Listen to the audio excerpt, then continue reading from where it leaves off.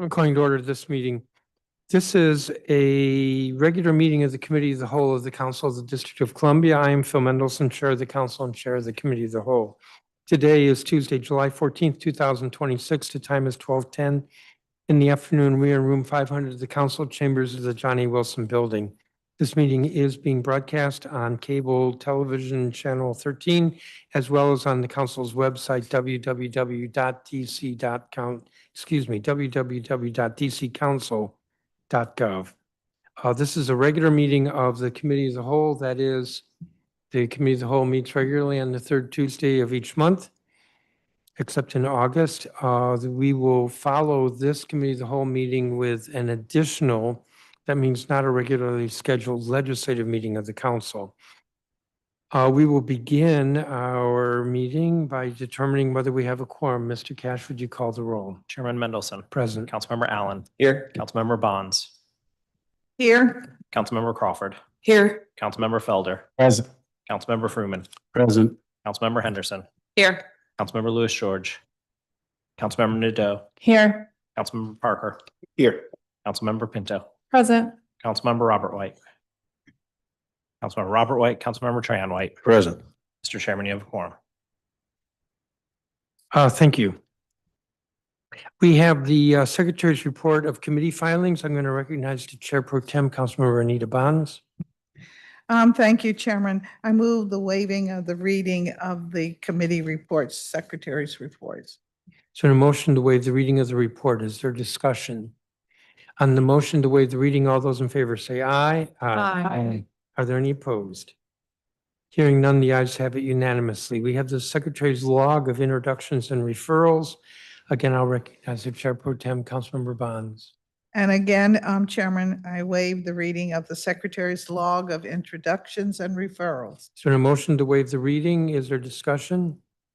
On the motion to waive the reading of the log, all those in favor say aye. Aye. Aye. Are there any opposed? Hearing none, the ayes have it unanimously.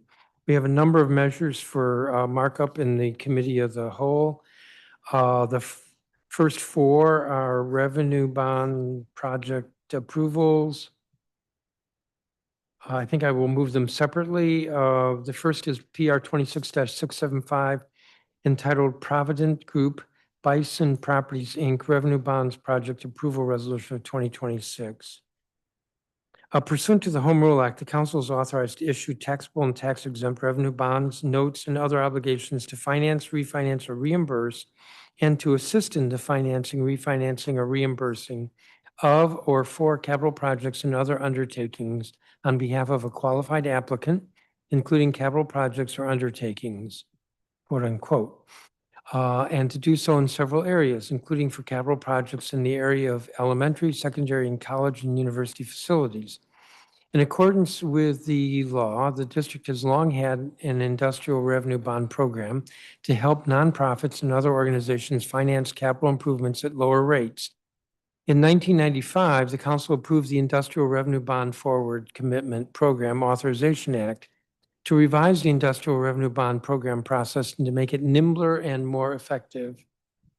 Under the current IRB process, the mayor is authorized, after council approval of a project approval resolution, such as what we have before us, to assist in financing, refinancing, and reimbursing costs of the development of eligible projects by approving the issuance, sale, and delivery of one or more series of revenue bonds in an aggregate amount not to exceed $850 million. The law authorizes the mayor to prescribe details of the bond, financing, and closing documents, and sets basic requirements for the payment of principal, premium, and any interest on the bonds. Additionally, the law specifically states that the district is not liable for and has no obligation with respect to issuance or payment of the bonds. In other words, the organization applying for the issuance of the bonds under the program must repay the bonds and any associated interest. PR 26-675 would authorize the issuance, sale, and delivery of tax-exempt revenue bonds, notes, or other obligations in an aggregate principal amount not to exceed $570 million. It was introduced as $460 million, and the print amends it to $575 million. The bonds will be used by Provident Group Bison Properties, Inc. to refund 3 existing bond issuance, fund acquisition from Howard University of long-term leasehold interest in the student dormitory at 2225 4th Street Northwest, and to cover the cost of deferred maintenance and capital improvements at various Howard University student housing facilities. Provident Resources Group is a nonprofit organization headquartered in Baton Rouge, Louisiana, that focuses on developing and managing large-scale infrastructure projects that serve public needs, particularly in the area of education, healthcare, housing, and senior living. Provident Resources Group partners with universities, hospitals, and government entities to finance, build, own, and operate facilities such as student housing, medical centers, and residential communities. According to Provident Group Bison Properties, Inc., and the Office of the Deputy Mayor for Planning and Economic Development, the bonds being authorized with this resolution will be used for three primary purposes. First, the bonds will be used to refund three existing bond issuances issued pursuant to the Provident Group Bison Properties, Inc. Revenue Bonds Project Approval Resolution of 2022. Second, the bonds will be used to fund the acquisition from Howard University of long-term leasehold interest in the student dormitory at 2225 4th Street Northwest. Third, the bonds will be used to cover the costs of deferred maintenance and capital improvements at various Howard University student housing facilities. At the committee's hearing on this resolution, a representative of Provident Resources Group asked the council to increase the authorized bond amount to $575 million to account for increased refinancing, project deposit, underwriter and trustee fees, and debt service reserve fund costs. Specifically, it was noted that costs for upgrading and rehabilitating the student dormitories have increased, and current market conditions make it imperative to restructure and refinance the bonds issued for Howard Manor and related debt of Provident Group Gerard Properties, Inc., to enable the project to be available to affiliates of Howard University. Given this information, the committee print increases the authorized bond amount to $575 million. According to information provided by the Office of the Deputy Mayor for Planning and Economic Development, Masterson Advisors LLC reviewed the financial feasibility in connection with the proposed $575 million revenue bond application and deemed the transaction to be financially feasible. In addition, Tiber Hudson determined that the applicant is a 501c3 and that the project constitutes a permissible undertaking in accordance with the law, and that the project complies with the criteria for approval of a proposed financing transaction through the IRB program.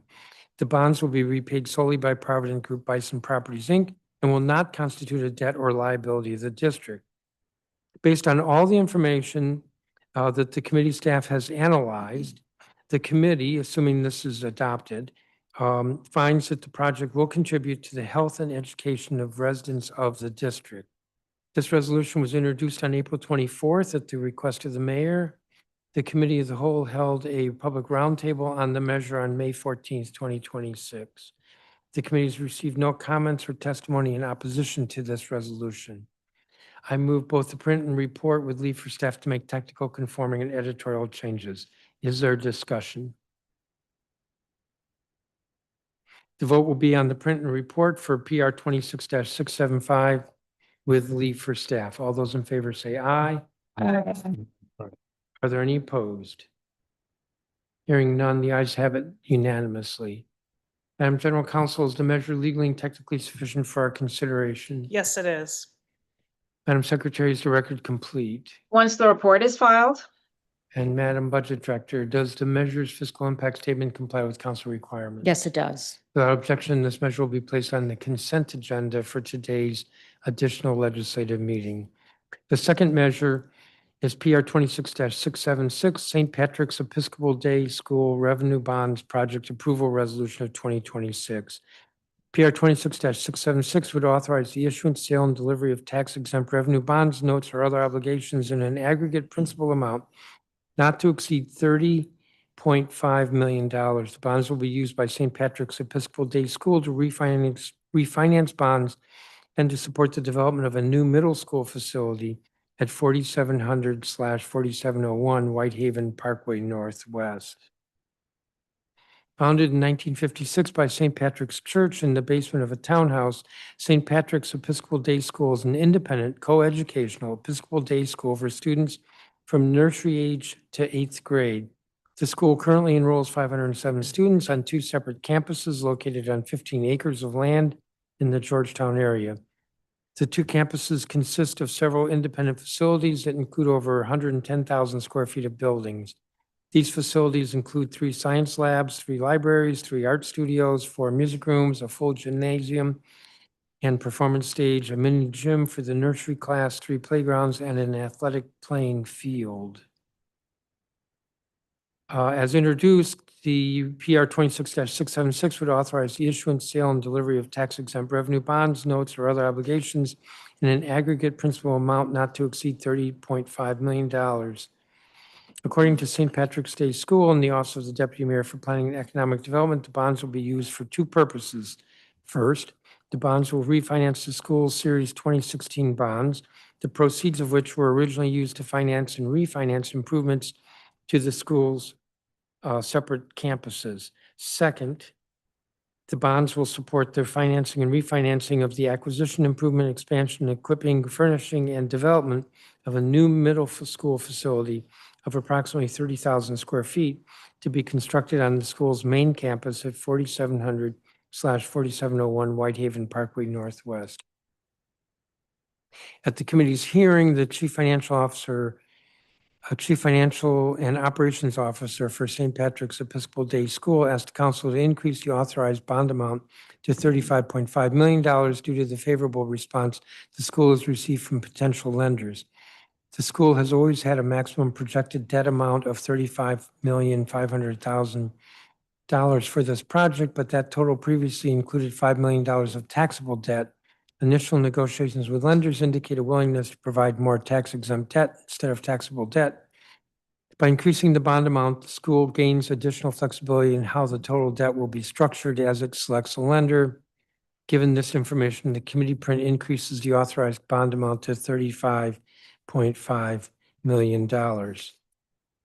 According to information provided by the Office of the Deputy Mayor for Planning and Economic Development, Davidson reviewed the financial feasibility of St. Patrick's Episcopal Day School in connection with the proposed $35.5 million revenue bond application and deemed the transaction to be financially feasible.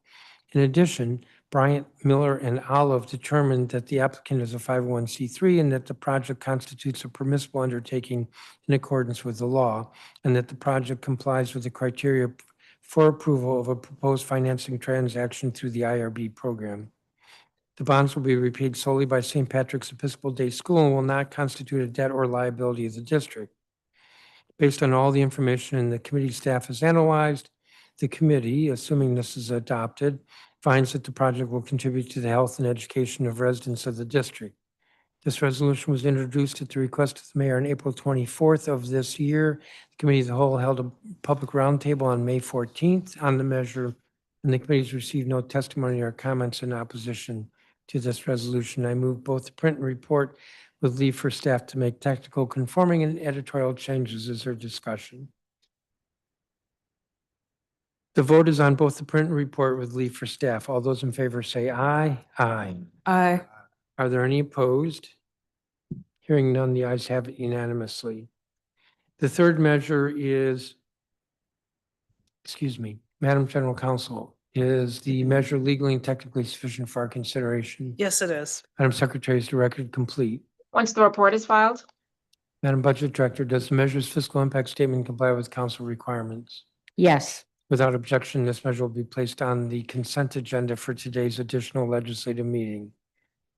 The third measure for markup in the committee of the whole is PR 26-677 entitled PRG Wonder Plaza Properties, Inc. Revenue Bonds Project Approval Resolution of 2026. This resolution would authorize the issuance, sale, and delivery of tax-exempt revenue bonds, notes, or other obligations in an aggregate principal amount not to exceed $375 million. The bonds will be used by Provident Resource Group to redevelop a 1.59 acre site at 2301 Georgia Avenue Northwest to create a new hub for student life at Howard University. The redevelopment will include student housing, a health and wellness and recreation center, and ground floor retail and dining. In addition, the bonds will be used to refinance existing indebtedness.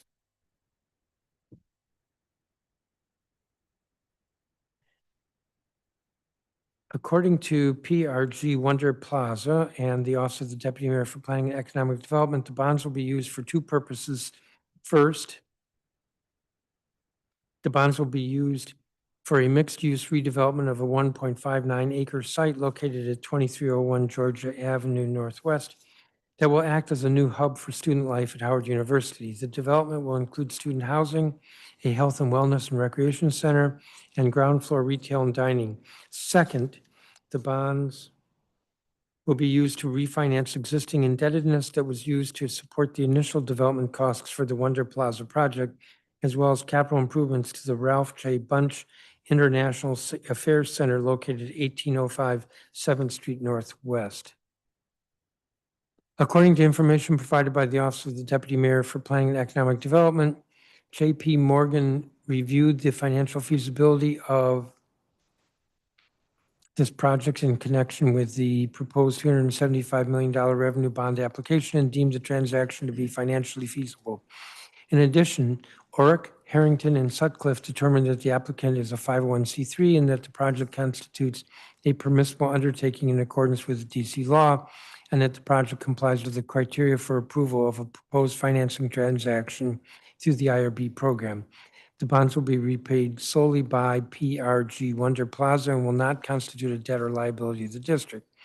Based on all the information the committee staff has analyzed, the committee, assuming this is approved, finds that the project will contribute to the health and education of residents of the district. This resolution was introduced at the request of the mayor on April 24th of this year. Committee of the Whole held a public roundtable on May 14th, and the committee has received no testimony or comments in opposition to this resolution. Without objection, I move both the print and report with leave for staff to make technical, conforming, and editorial changes. Is there discussion? The vote will be on both the print and report with leave for staff. All those in favor of PR 26-677, say aye. Aye. Are there any opposed? The ayes have it unanimously. Madam General Counsel, is the measure legally and technically sufficient for our consideration? Yes, it is. Madam Secretary, is the record complete? Once the report is filed, Madam Budget Director, does the measure's fiscal impact statement comply with council requirements? Yes, it does. Without objection, this measure will be placed on the consent agenda for today's additional legislative meeting. The fourth revenue bonds resolution is PR 26-678, entitled Harmony DC Public Charter Schools Revenue Bonds Project Approval Resolution of 2026, which would authorize the issuance, sale, and delivery of tax-exempt revenue bonds, notes, or other obligations in an aggregate principal amount not to exceed $17 million. The bonds will be used by Harmony DC Public Charter School to develop a new campus at 2917 8th Street Northeast. Founded in 2014, Harmony DC Public Charter School is located in Ward 5 and serves children from pre-K 3 to 5th grade. Harmony DC Public Charter School, or PCS, currently serves approximately 184 students with a student-to-teacher ratio of 9:1. The school employs a total of 41 full-time staff members, including 19 teachers. According to Harmony DC PCS and the Office of the Deputy Mayor for Planning and Economic Development, the bonds will be used for land and building acquisition, renovations, cost of bond issuance, and debt service reserve funds associated with the development of a new campus. And that new campus is at 2917 8th Street Northeast. Harmony DC Public Charter School chose the site after a 5-year period during which approximately 15 properties were evaluated. The relocation was submitted in September 2025 as part of a long-term strategy to secure a permanent home for Harmony DC PCS, as the school currently leases the space at 62 T Street Northeast. According to information provided by the Office of the Deputy Mayor for Planning and Economic Development, Masterson Advisors LLC reviewed the financial feasibility of Harmony DC PCS in connection with the proposed $17 million revenue bond application and deemed the transaction to be financially feasible. In addition, Oric, Harrington, and Sutcliffe determined that the applicant is a 501c3 and that the project constitutes a permissible undertaking in accordance with the DC law, and that the project complies with the criteria for approval of a proposed financing transaction through the IRB program. The bonds will be repaid solely by Harmony DC PCS and will not constitute a debt or liability of the district. Based on all the information the committee staff has analyzed, the committee, assuming this is adopted, finds that the project will contribute to the health and education of residents of the district. This resolution was introduced at the request of the mayor on April 24th of this year. Committee of the Whole held a public roundtable on May 14th of this year. Committees received no testimony or comments in opposition to this resolution. Without objection, I move both the print and report with leave for staff to make technical conforming and editorial changes. Is there discussion? The vote will be on both the print and report of PR 26-678 with leave for staff. All those in favor say aye. Aye. Aye. Are there any opposed? Hearing none, the ayes have it unanimously. Madam General Counsel, is the measure legally and technically sufficient for our consideration? Yes, it is. Madam Secretary, is the record complete? Once the report is filed, Madam Budget Director, does the measure's fiscal impact statement comply with council requirements? Yes, it does. Without objection, this measure will be placed on the consent agenda for today's legislative meeting. Thank you. The next measure for markup is PR 26-741, entitled Board of Trustees of the University of the District of Columbia, Mark Battle Confirmation Resolution 2026. The purpose of this resolution is to confirm the mayor's nomination for appointment of Mark Battle as a member of the University of the District of Columbia Board of Trustees for a 4-year term to end May 15th, 2030. Mr. Battle would be filling a vacant seat formerly held by Christopher Bell. Mr. Battle received his Bachelor of Arts in Print Journalism from the University of the District of Columbia and a Juris Doctor from the Howard University. He is a partner at Taft, Stenius, and Hollister LLP at their Washington office with extensive experience as a general counsel and executive leader in the utility and infrastructure sectors. Prior to his tenure at this firm, Mr. Battle served as Chief Legal Officer and Executive Vice President of Government Affairs for DC Water, where he oversaw all legal, regulatory, and policy matters. Earlier in his career, he held senior roles with Potomac Electric Power Company and included positions with a global law firm, the NAACP Legal Defense Fund, the Council of the District of Columbia, and the United States Congress. UDC is both a historically Black college and university and an urban land grant institution formed in 1975 from the merger of the District of Columbia Teachers College, the Washington Technical Institute, and the Federal City College. UDC serves as the district's only public university. UDC's mission is to provide an affordable post-secondary education to its district residents and to, quote, prepare students for immediate entry into the workforce, the next level of education, specialized employment opportunities, or lifelong learning, unquote. In furtherance of this mission, a law school was added in 1996 and a community college was added in 2009. UDC is governed by a board of trustees comprised of 15 members. Of the 15, 11 are appointed by the mayor with the advice and consent of the council. 3 are alumni from either the university or one of its predecessor institutions, and 1 is a full-time student elected by the UDC student body. Each trustee, except for the student trustee, serves a 5-year term, and each non-student trustee may serve 2 consecutive full terms.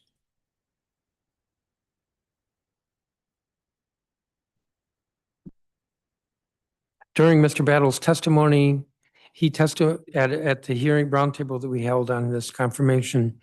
He described his experience advising boards and senior leaders across public serving institutions in his capacity as Chief Legal Officer and General Counsel to the Board of DC Water. Mr. Battle counseled executives on governance, risk, ethics, finance, and long-term strategy. He also described his deep personal connection to UDC, where he graduated in 1999 with a bachelor's degree in print journalism.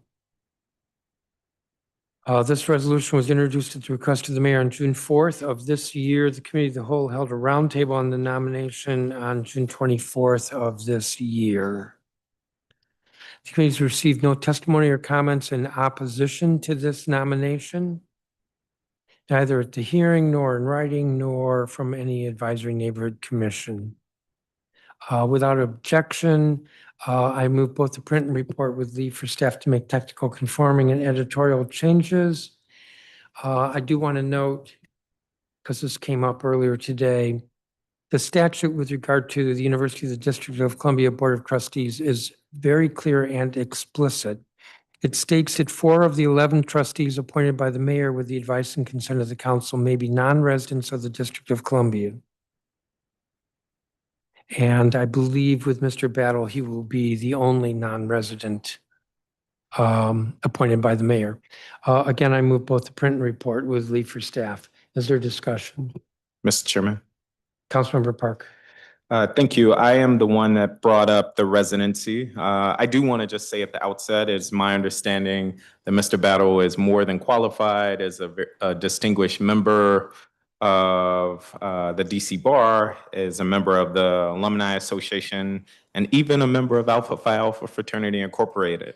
But I do want to personally be consistent in my long-held position that non-district residents should not take up space on district boards and positions of influence. So I will be voting against the nomination, although I have great respect for Mr. Battle and his resume.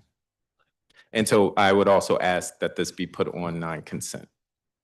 Thank you. Is there further discussion? The vote will be on both the print and report with leave for staff to make technical conforming and editorial changes. All those in favor say aye. Aye. Aye.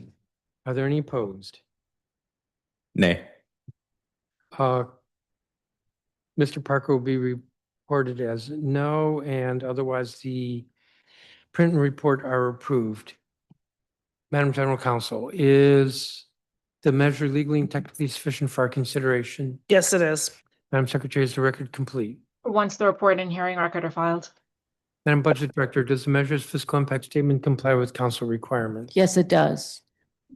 This matter will be placed on the non-consent agenda for today's additional legislative meeting. Mr. Parker, when we get there, you might have to remind me. Just because I don't. No, I have it marked. Okay. The next measure for the next measure for markup by the committee of the whole is PR 26-744 entitled Board of Zoning Adjustment Robin Wells Confirmation Resolution of 2026. This resolution was introduced. Give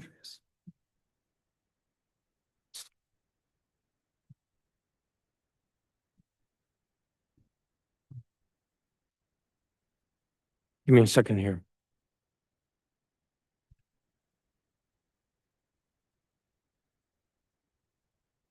About to read the wrong one. This resolution was introduced at the request of the mayor. It would confirm the appointment of Robin Wells as a member of the Board of Zoning Adjustment for the remainder of a 3-year term to expire September 30th, 2027, replacing Lorna John. Robin Wells is a civil engineer and project management professional with more than a decade of experience in transportation planning, infrastructure design, construction, and capital program management. She currently serves as a project director at Atkins Realis, where she provides oversight of DC Water's water supply program. She previously served for more than 8 years in several positions with the DC Department of Transportation, including the Streetlights Division Manager, Deputy Program Manager, Project Manager, and Transportation Planner. In these roles, she managed complex infrastructure projects, multidisciplinary teams, stakeholder engagement, and project portfolios valued in the hundreds of millions of dollars. She began her DDOT career reviewing development and zoning matters and preparing transportation recommendations on proposed projects. She is a licensed professional engineer and a project management professional and holds a Bachelor of Science in Civil Engineering from the University of Southern California, and she is a resident of Ward 7. The Board of Zoning Adjustment is a creation of federal law. The BZA is composed of a member of the National Capital Planning Commission or NCPC staff member, a rotating member of the Zoning Commission, and 3 members appointed by the mayor with the advice and consent of the council. Of the 3 members appointed by the mayor, each must have been a resident of the District of Columbia for at least 3 years immediately preceding his or her appointment, and at least one of those 3 members must own his or her home. The terms of the 3 members appointed by the mayor are for 3 years. During the roundtable on her nomination, Ms. Wells discussed how her engineering, transportation planning, and project management experience would inform her service on the board. She emphasized that zoning decisions have practical effects on traffic circulation, pedestrian access, loading, parking, stormwater management, public space, and neighboring properties, and stated that she would bring both technical rigor and an understanding of neighborhood concerns to the board's review of cases. She identified fairness, transparency, predictability, and timely decision-making as priorities and stressed the importance of applying the zoning regulations consistently while giving serious consideration to the technical record and the views of advisory neighborhood commissions. This resolution was introduced at the request of the mayor on June 10th, and the committee of the whole held a public roundtable on her nomination on June 24th, and the committees received no testimony or comments in opposition to Ms. Wells's nomination. Without objection, I move both the print and report with leave for staff to make technical conforming and editorial changes.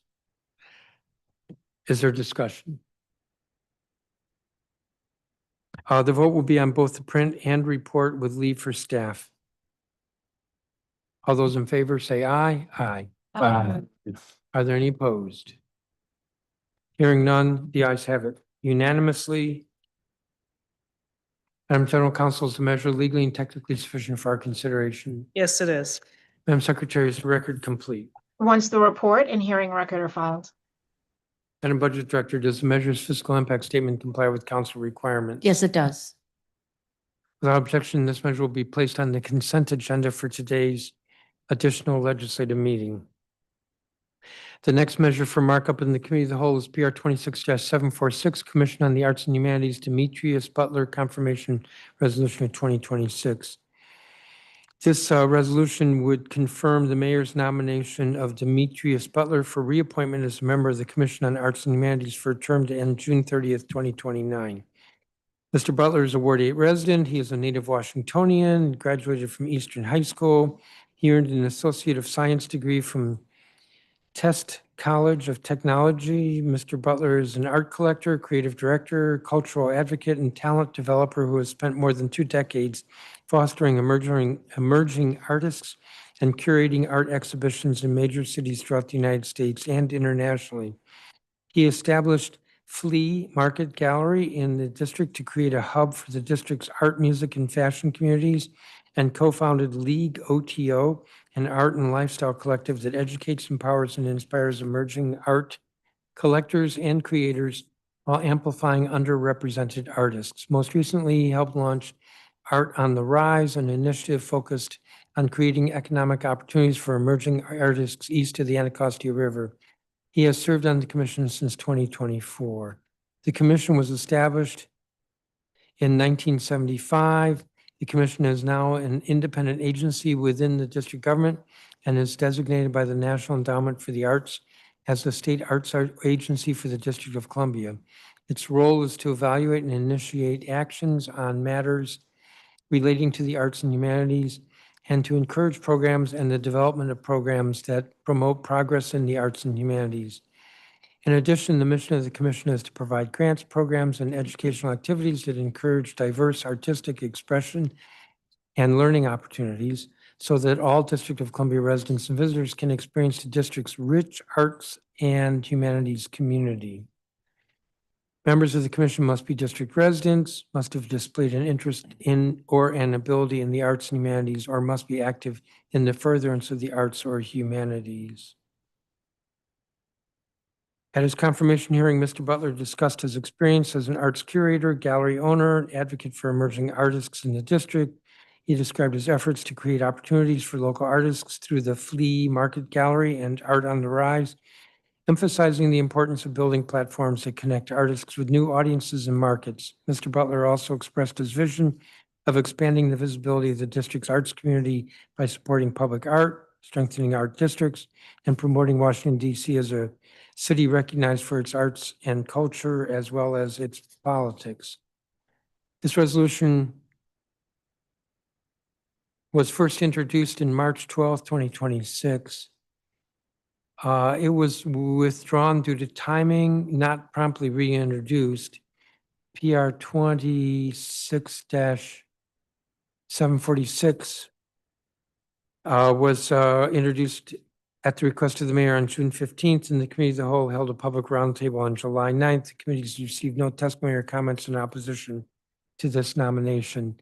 Without objection, I move both the print and report with leave for staff to make technical conforming and editorial changes. Is there discussion? Yes, Chairman. Councilmember Tran White. I'm excited to vote yes today to confirm the nomination for Mr. Demetrius Butler. I know for a fact that he's been in the community for over 2 decades, offering programs to youth and young adults and also our parents in the field of arts, from working with the commanders to the clothing lines, just in the streets, creating platforms to youth to be able to express themselves in a healthy manner. So I'm excited to be joining the council, hopefully in voting yes to nominate Mr. Demetrius Butler, also known as Sauce, for the Austin Humanities Commission. Thank you. Thank you, Councilmember. Further discussion? The vote will be on both the print and report with leave for staff. All those of, this is PR 26-746. All those in favor say aye. Aye. Are there any opposed? Hearing none, the ayes have it unanimously. Madam General Counsel, is the measure legally and technically sufficient for our consideration? Yes, it is. Madam Secretary, is the record complete? Once the report and hearing record are filed. Madam Budget Director, does the measure's fiscal impact statement comply with council requirements? Yes, it does. Without objection, this measure will be placed on the consent agenda for today's additional legislative meeting. The next measure for markup is PR 26-747, entitled the Public Charter School Board Anna K. Smith Confirmation Resolution of 2026. This resolution would confirm the mayor's nomination to appoint Anna K. Smith as a member of the Public Charter School Board, filling a vacant seat formerly held by Leah Crucy for the remainder of an unexpired term to end February 24th, 2030. The School Reform Act of 1995 gave the district government the authority to start independent, autonomous public schools, commonly known as public charter schools. The law initially gave the authority to the Board of Education, while also establishing the Public Charter School Board. Subsequently, the law was amended and the State Board of Education no longer has chartering authority. The 7-member Public Charter School Board was created for the purpose of authorizing new charters, monitoring the operation and student academic progress of the schools under its purview, and ensuring that the public charter schools under its authority are in compliance with the terms of their charter and applicable federal and local laws. As an independent authorizer, the Public Charter School Board charters new schools through a comprehensive application review process and ensures public charter schools are held accountable for both academic and non-academic performance. The Public Charter School Board is currently the District of Columbia's sole charter school authorizer and now oversees 68 charter local education agencies with 134 campuses. Anna Smith is a Ward 6 resident with nearly 2 decades of experience spanning public sector leadership, nonprofit management, education policy, and workforce development. She brings extensive expertise in aligning education, workforce, and employer strategies to expand opportunities for district residents. She currently serves as principal and senior director at Education Strategy Group, where she leads a portfolio focused on improving career pathways and college and career readiness efforts for underserved populations. In this role, she works closely with employers, policymakers, and education leaders to build integrated data-driven systems that strengthen economic mobility. Ms. Smith's commitment to public service extends beyond her professional experience. She previously served as an advisory neighborhood commissioner for 1B and currently sits on her daughter's public charter school board of trustees. She also volunteers as a lacrosse coach. She's a graduate of the University of Maryland. She holds a Bachelor of Arts in Government and Politics, magna cum laude, with a concentration in environmental science and policy. This resolution was introduced at the request of the mayor on June 17th, and the Committee of the Whole held a public roundtable on July 9th. The committee has received no testimony or comments in opposition to Ms. Smith's appointment.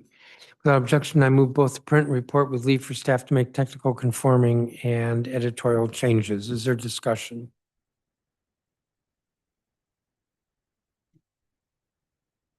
The vote will be on both the print and report with leave for staff to make All those in favor say aye. Are there any opposed? Hearing none, the ayes have it unanimously. Madam General Counsel, is the measure legally and technically sufficient for our consideration? Yes, it is. Madam Secretary, is the record complete? Once the report and hearing record are filed. Madam Budget Director, does the measure's fiscal impact statement comply with council requirements? Yes, it does. Without objection, this measure will be placed on the consent agenda for today's additional legislative meeting. The next measure is Bill 26-181, entitled Short-Term Disability Insurance Benefit Protection Clarification Amendment Act of 2026. This measure was sequentially referred first to the Committee on Health, chaired by Councilmember Christina Henderson, and then to the Committee of the Whole. I'm going to recognize Councilmember Henderson to present this bill. Thank you, Mr. Chairman. Bill 26-181, the Short-Term Disability Insurance Benefit Protection Clarification Amendment Act of 2026, was introduced on March 21st, 2025 by Councilmember Janice Lewis-George and co-introduced by Councilmembers Allen, Nadeau, Parker, and Robert White. The bill was originally referred to the Committee on Business and Economic Development, and in March of 26, following the transfer of the Department of Insurance, Securities, and Banking to the Committee on Health, it was re-referred sequentially to the Committee on Health and the Committee of the Whole. The bill would permanently codify provisions that have been in effect through successive emergencies and temporary legislation since 2021. The bill amends the Universal Paid Leave Amendment Act of 2016 to prohibit insurers from offsetting and reducing short-term disability insurance benefits to benefit individuals based on estimated or actual paid leave benefits they may receive under the UPL program, regardless of which jurisdiction the policy was issued. It also amends the Insurance Trade and Economic Development Amendment Act of 2000 to ensure that this prohibition is enforceable by the district's insurance laws. At the hearing, DISB testified in support of the legislation, stating that they were already enforcing it under the temporary and emergency versions of the bill and would continue to enforce the permanent version. DISB also noted that in the last 5 years, they had only received 5 complaints on short-term disability, but nonetheless, we're moving this permanent bill today. Thank you. Thank you. And I will add, because I think this was the Committee of the Whole's purview, that the bill addresses a loophole in the district's Universal Paid Leave Amendment Act, which established a publicly administered paid leave program that provides eligible workers with wage replacement benefits during qualifying family, medical, parental, or prenatal leave. After implementation of the Universal Paid Leave Act, the council discovered that some private disability insurers were offsetting or reducing an individual's private short-term disability benefits based on the individual's actual or anticipated receipt of UPLA benefits. By closing this loophole, the bill ensures that district residents, particularly district residents with a disability, receive the full amount of benefits owed to them under the law. Councilmember Henderson, I don't think you gave the chronology, did you? I mean, I did in the effect of when it was introduced. I did not say when the hearing was held. Hearing was held on June 15th. And you marked up the bill on July 8th. Yes, And we're moving very quickly on this. after 5 years. Yes, sir. Is there discussion from members? Councilmember Lewis-George. Thank you, Chairman. I was proud to introduce the Short-Term Disability Insurance Benefit Protection Clarification Amendment Act of 2025. And I want to thank Chairperson Henderson and the Committee of Health for moving this bill forward, as well as the Committee of the Whole. DC's paid family leave program has been a vital lifeline for families, allowing workers to welcome a new child, care for a loved one, and or take time to address serious illness without losing all of their income. 12 weeks is oftentimes not enough. And so cancer patients, for example, need on average 6 months away from work. And without additional support, that time away can push a family into debt, housing instability, or even bankruptcy. This bill is especially important since changes in the fiscal year 27 budget mean that DC workers will see fewer weeks of benefits for caregiving and medical leave. Many workers and employers pay for short-term disability insurance for exactly these situations. Insurance companies should not be allowed to reduce those benefits simply because a worker also receives DC paid family leave. Workers deserve the full coverage that they and their employers paid for. We have maintained this protection through emergency and temporary legislation. Passing the permanent bill will provide lasting certainty and ensure that district families can access the financial support they need during some of the most difficult moments of their lives. I thank my colleagues for supporting this legislation. Thank you, Councilmember. Anything further on this? So the vote is on the Committee of the Whole print, which I believe is identical to the Committee on Health print, with leave for staff to make, moving the print, with leave for staff to make technical and conforming changes. All those in favor say aye. Aye. Are there any opposed? Hearing none, the ayes have it unanimously. I move the Committee of the Whole report with leave for staff to make technical, conforming, and editorial changes. Is there discussion on the report? All those in favor say aye. Aye. Are there any opposed? The ayes have it unanimously.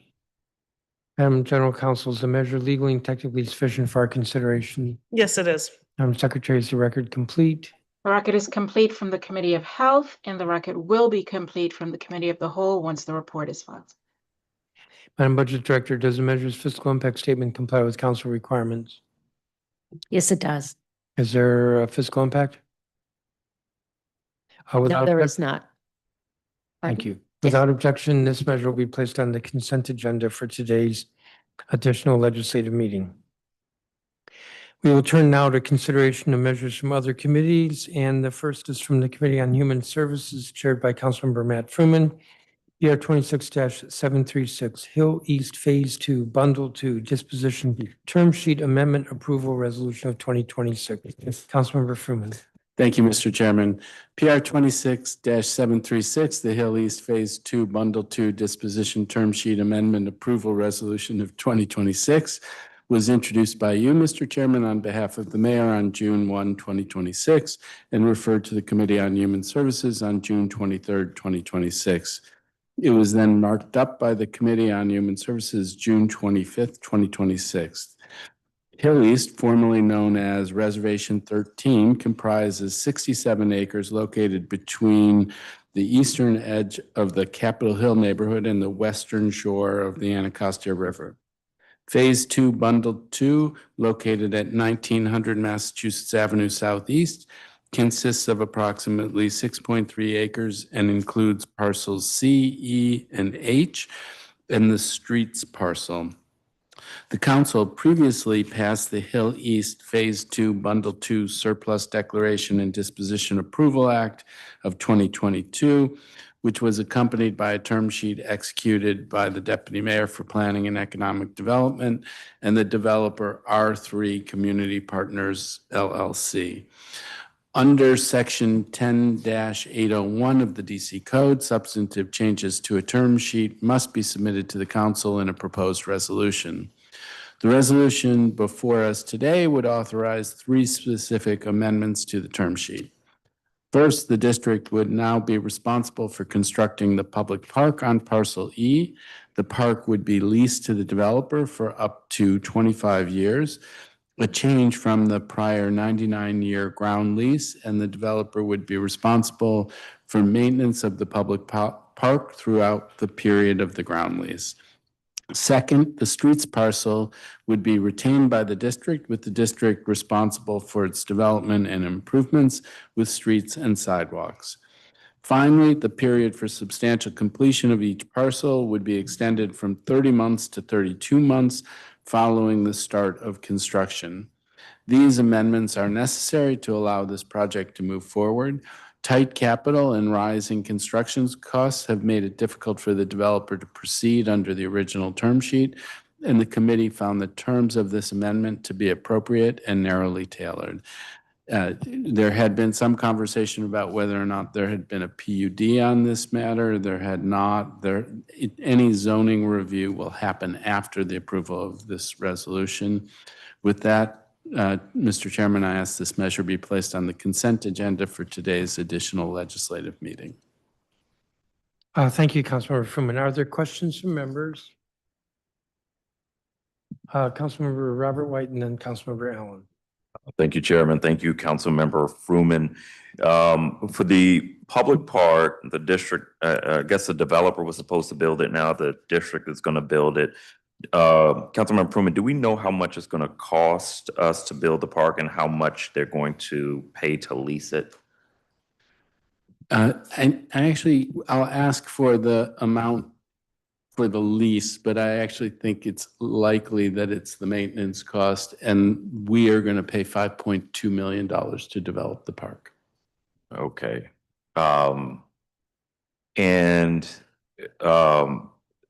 The parcels that we're going to retain, did you say that they're streets or a buildable parcel? No, those are the streets. Does that mean that the district is going to take over the cost of building the streets from the developer? Exactly. Yes, and that money is also built into the existing capital budget. Okay. I believe it's on the order of $30 million. Ooh. Okay. So it sounds like we approved this in 2022. Construction costs were very high then. And I flagged that because I'm starting to see a trend of significant contract changes. And I worry about us setting a precedent of rising construction costs, right? Like after one person says it and it's successful, everybody's going to say it. And I've seen some really concerning attempts at contract changes come to the Housing Committee. And so I want us to have our eyes wide open on this. And I just do want to flag that I have some concerns here. Thank you, Chairman. All right, thank you. Councilmember Allen? Thank you. Councilor Robert White asked the questions I had about the costs. And so I think it's important for us to keep in mind, I mean, this is a set of development parcels that for years we have been trying to move forward in Hill East. So it is very important, I think, to the growth of the community and what I think the community desire has been to see this continued growth. I do think we also have to be clear-eyed with the approximately $30 million shift to the district's ledger for transportation and building out the streets, and the $5 million for a park. That is, in essence, around a $35 million subsidy that was not factored into the award when this was first come through. I factor that on top of, we've also made a very sizable investment, obviously, in the property next door to this location, also called RFK Campus. So we made a huge investment and are making one for a long time right next door, which is increasing the value of these properties, and I think actually make them much more likely to succeed as well, to see them move forward. But it does give me pause that we are essentially bringing on about $35 million of subsidy that otherwise wasn't there as part of the project. To Mr. Fruman, I was going to ask one question related to the transportation costs for the roadways. So you said that's approximately $30 million, and is that currently budgeted in the capital budget for Hill East infrastructure costs, or would that be an additional funding that's going to come to the Department of Transportation, for example, that then makes us have to make choices about other roadway projects that we have to decide on? My understanding is it's in the budget that we recently passed. So it's not new money, new funding that we need to look for. It's funding that we've already approved. Okay. I mean, historically, there has always been a pot of funds that have existed for infrastructure in Hill East, because we've recognized everything from sewer and infrastructure and everything else that's going to have to be in that pot. So if that's what we're dipping into, I guess, essentially, it's fair. The dollars are there. But it also is a cost that is new that otherwise wasn't what the district was going to pay for when this decision was made. So it gives me pause. It is an important project. So this is where we're wrestling with both. We want to see this project move forward. It needs to move forward. But this is a very significant subsidy that would be added to the public tax dollar for a project. Thank you. Councilmember Bonds. Thank you very much, Chairman. To Mr. Fruman, I want to understand this 30 million you are saying is already in the budget. Is it in the budget for infrastructure for RFK? Or is it in a general infrastructure budget that DDOT has? It's in the Hill East CIP. Okay, okay. So we already have it accounted for. In other words, it's already in the overall budget. Right, it's already specifically accounted for. So the only thing that we have to worry about today is this 5.2 million.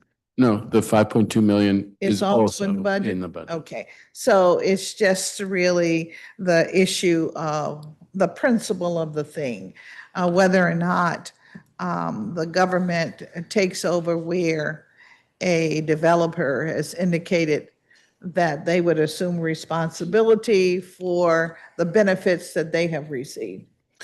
That's right. There's a material change in the financial arrangement, and that's why it's an amended term sheet. And we looked at that material change and thought it was justified, and that it is important to move forward with this project, which will bring to life 1,000 plus new units at Hill East, 300 plus of which will be affordable.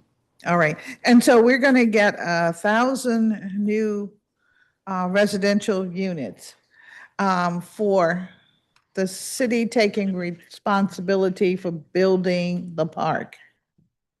I mean, we were always going to get those units. It's that what we're doing is unlocking it so that it can move forward. We'll also get a 243-room hotel, and we'll get other things as part of this.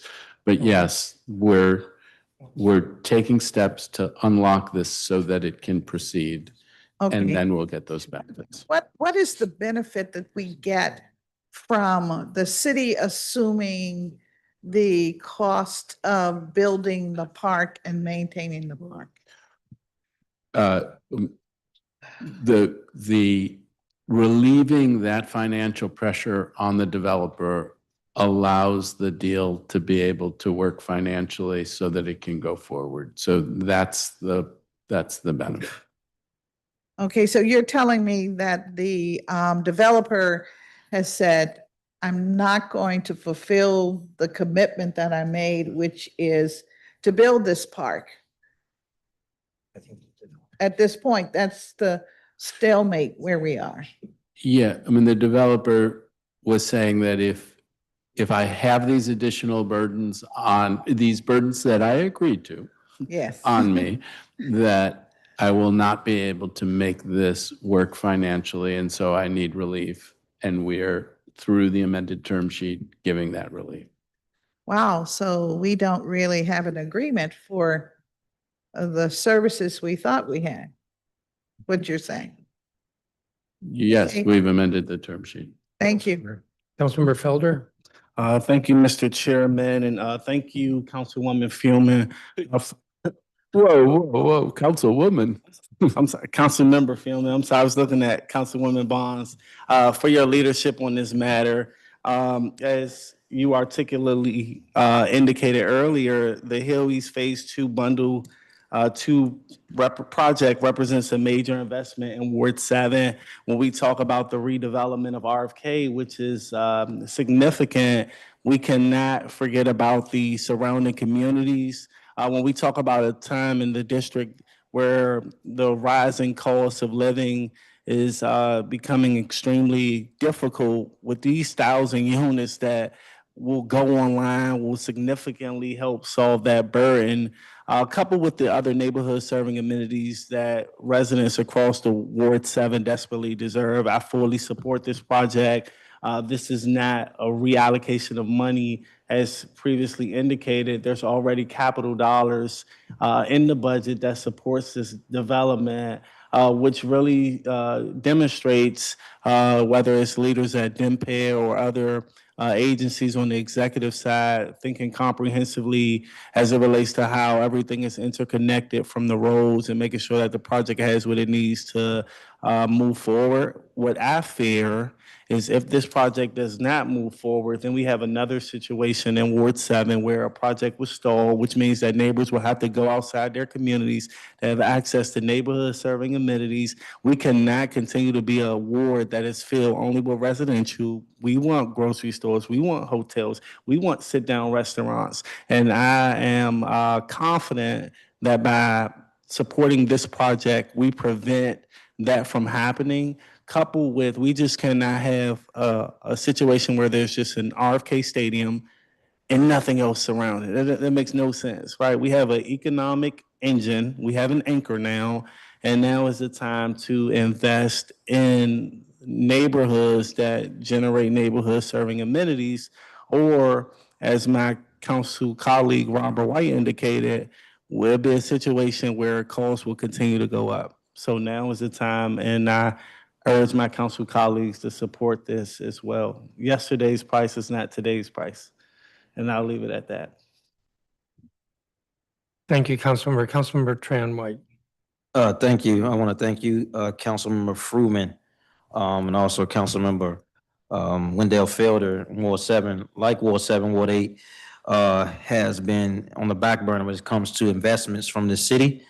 We've seen money go everywhere. In fact, today I read that we're thinking about putting a $620 million roof, of which on the Audi Stadium, in which $300 million will come from the DC government. And I heard someone say this is a significant subsidy.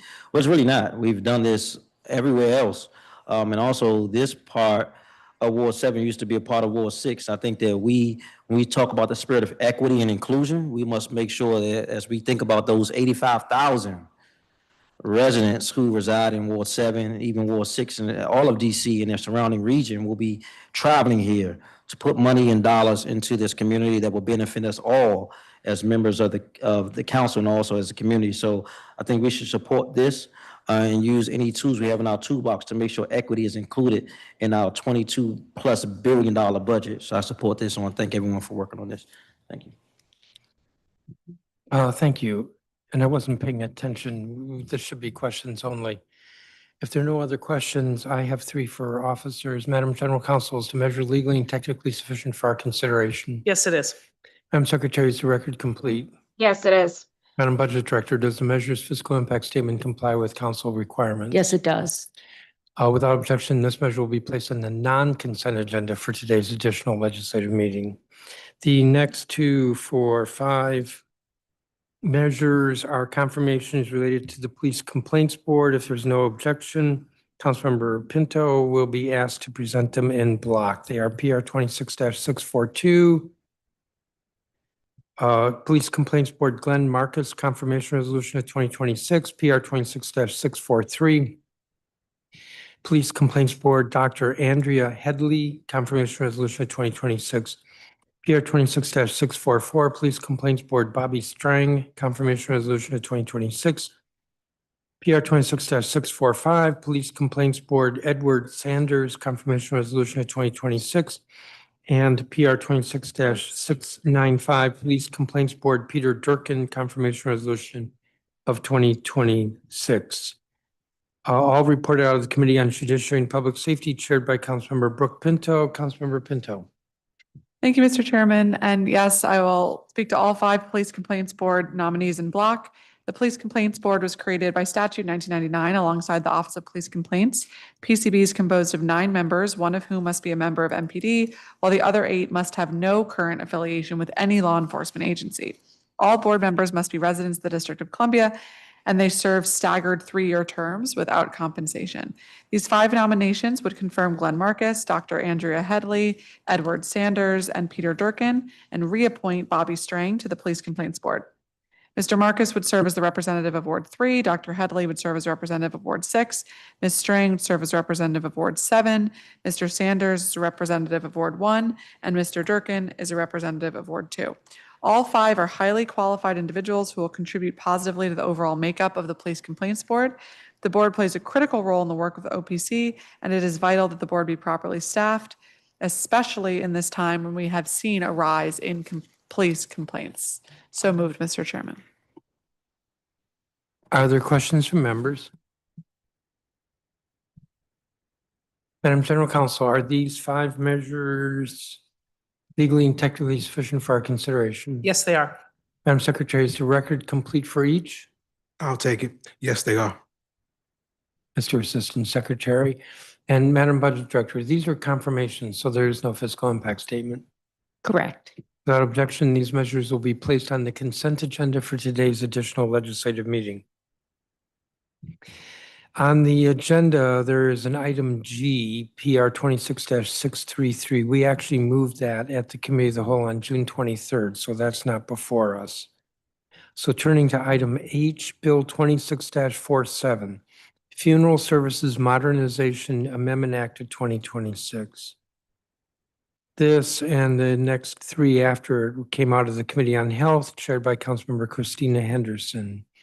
Councilmember Henderson, would you please present this measure? Sure can, Mr. Chairman. All right, Bill 26-47, the Funeral Services Modernization Amendment Act of 2026 was introduced by Chairman Middleton on behalf of the mayor on January 13th, 2025 as the Funeral Directors Licensing Reform Amendment Act of 2025. The bill was initially referred to the Committee on Business and Economic Development before being referred to the Committee on Health in February of this year, following the transfer of the Board of Funeral Directors to the Committee on Health. The district's Funeral Services Regulatory Act has remained largely unchanged for more than 40 years, even as funeral services profession has evolved significantly. This legislation modernizes our licensing framework by creating separate licenses for funeral directors and embalmers, by aligning licensure requirements with the actual duties performed by each profession so that we can ensure individuals receive the proper education, training, and examination requirements that are relevant to the work that they will actually perform. The committee worked closely with the Department of Licensing and Consumer Protection, as well as the Board of Funeral Directors and members of funeral services industry to make several changes to the bill as introduced, including maintaining the apprenticeship framework rather than replacing it with internships, broadening the recognition of accredited education programs approved by the U.S. Department of Education, so long as it exists, and aligning the National Board of Examination requirements with the distinct competencies required for funeral directors and embalmers, removing an overly restrictive reciprocity requirement for experienced professionals moving to the district, and clarifying supervision requirements to better protect consumers while providing clearer expectations for apprentices and licensees. Overall, I believe that this legislation moves the district in the right direction that several of other jurisdictions across the country have already moved to. And so, Mr. Chairman, I ask that this bill be placed on the consent agenda for today's legislative meeting. Thank you, Councilmember Henderson. Questions from members? I have one question. Did you say it was introduced at the request of the mayor? That is what I have, but I do recall this was your bill without her. Correct. Sorry, I get confused often with her. Doesn't matter. Are there questions from other members? I have 3, Madam General Counsel. Is the measure legally and technically sufficient for our consideration? Yes, it is. Madam Secretary, is the record complete? Yes, it is. Madam Assistant, no, Mr. Assistant Secretary. Yes, it is. And Madam Budget Director, does the measure's fiscal impact statement comply with council requirements? Yes, it does. Is there a fiscal impact? There is not. Without objection, this measure will be placed on the consent agenda for today's additional legislative meeting. Bill 26-427, Cybersecurity and Accountability Act of 2026. Councilmember Henderson. Thank you, Mr. Chairman. Bill 26-427, the Cybersecurity and Accountability Act of 2026 was introduced. I believe this one was introduced by you on behalf of the mayor on October 8th, 2025. It was originally referred to the Committee on Business and Economic Development, and following the transfer of the Department of Insurance, Securities, and Banking to the Committee on Health, it was re-referred. The legislation is based on a model law adopted by the National Association of Insurance Commissioners in 2017 to establish standards for insurers and regulators to mitigate the adverse impact of cybersecurity breaches.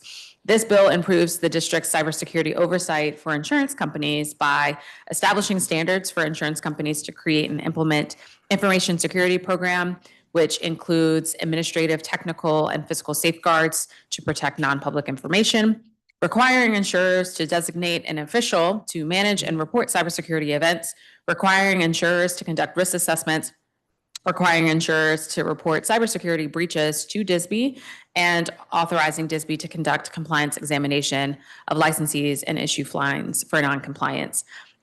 This did come to our attention based on there was an insurance company that had a cybersecurity incident where they reported it to Maryland.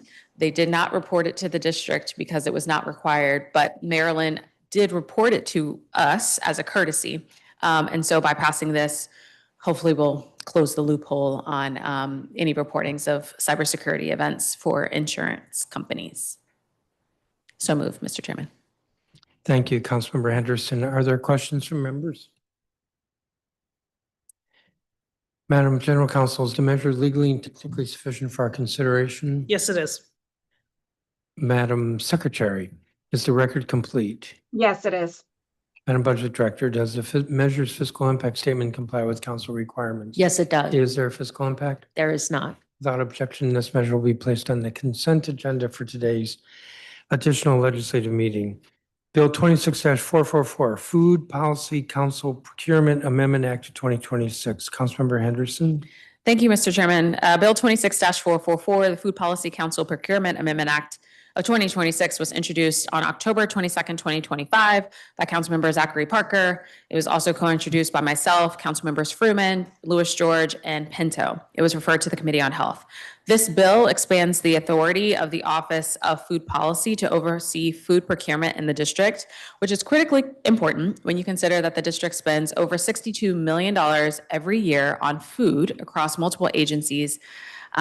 This bill would specifically allow for OFP to advise food procuring agencies on improving their contracts, collaborate with the Office of Contract and Procurement to ensure that food service solicitations reach a wide audience of highly qualified prospective vendors, consolidate food purchasing data across agencies, and develop and maintain food procurement standards and templates to be used in all procurements.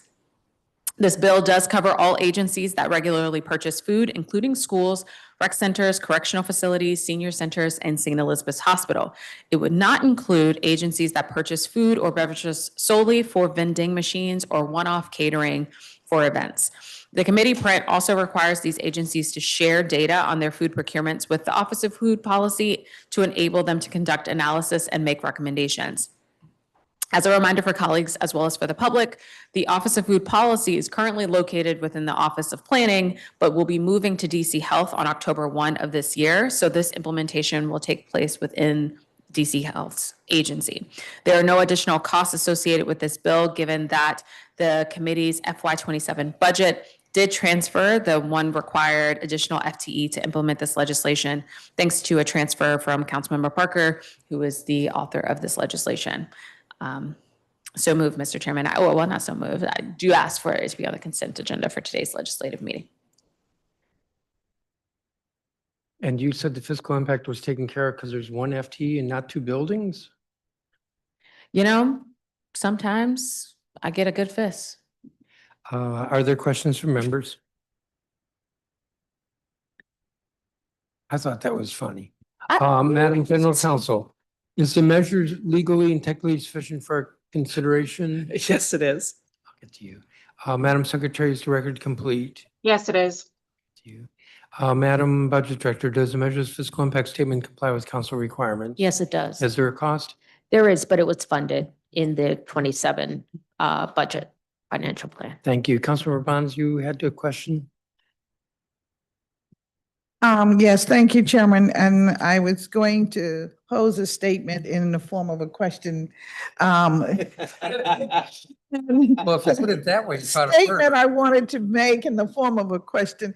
Is this not a better way of looking at food security throughout our government, as opposed to leaving it to one agency to look at their process? We're now doing a combination. Does that make sense? That I 100% agree with you, Councilmember Bonds. Right now, every agency does food procurement on their own. And the way that the Office of Contract and Procurement is organized, there's not just a food section. So we have no idea if we're getting the best price based on what Department of Corrections may be getting versus what DACL may be getting versus maybe what DCPS is getting from the same vendors. And so hopefully this will help streamline that process. Thank you. Thank you. Thank you for the question, Councilmember Bonds. We have Bill 26-547. Did I already say that that was on the consent agenda? No, I didn't. So without objection, Bill 26-444, the Food Policy Council, will be on the consent agenda for today's additional legislative meeting.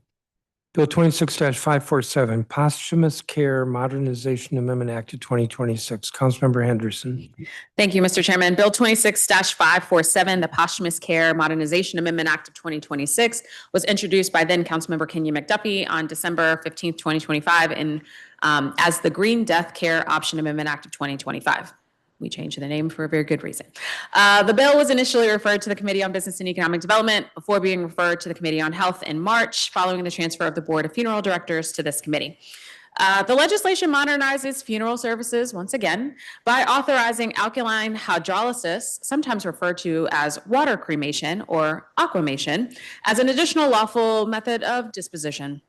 Alkaline hydrolysis is a well-established process that uses water, alkaline chemicals, heat, and pressure to accelerate the natural decomposition process. This process offers environmental benefits by reducing energy consumption and greenhouse gas emissions compared with traditional cremation services. At the end of the process, families receive remains in the same manner that they would traditional cremation. More than 20 states, including Maryland, have already authorized this practice. By authorizing alkaline hydrolysis, the district expands the range of dignified disposition options available to district residents while supporting innovation within the funeral services industry. Yes, I learned a lot from this particular hearing. Ask me about cremation. Mr. Chairman. It's so quiet in here. Everybody's so serious. Are you done? It's a circle of life. Are you done? Are there questions from members? Mr. Chairman, Councilmember Crawford. I had the pleasure of working on this bill last year on the introduction. So thank you to Councilmember Henderson for moving it. We've also talked a lot about the podcast Noble, which I recommend a lot of you listen if you like podcasts. It's a very interesting podcast about cremation or the lack thereof.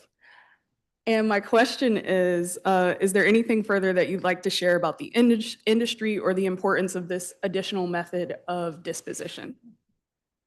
Well, yes. Well, first off, cremation is not currently, well, let me be clear. We have no authorized licensed cremation services in the district. If somebody's doing it under the record, please report them because that's a problem.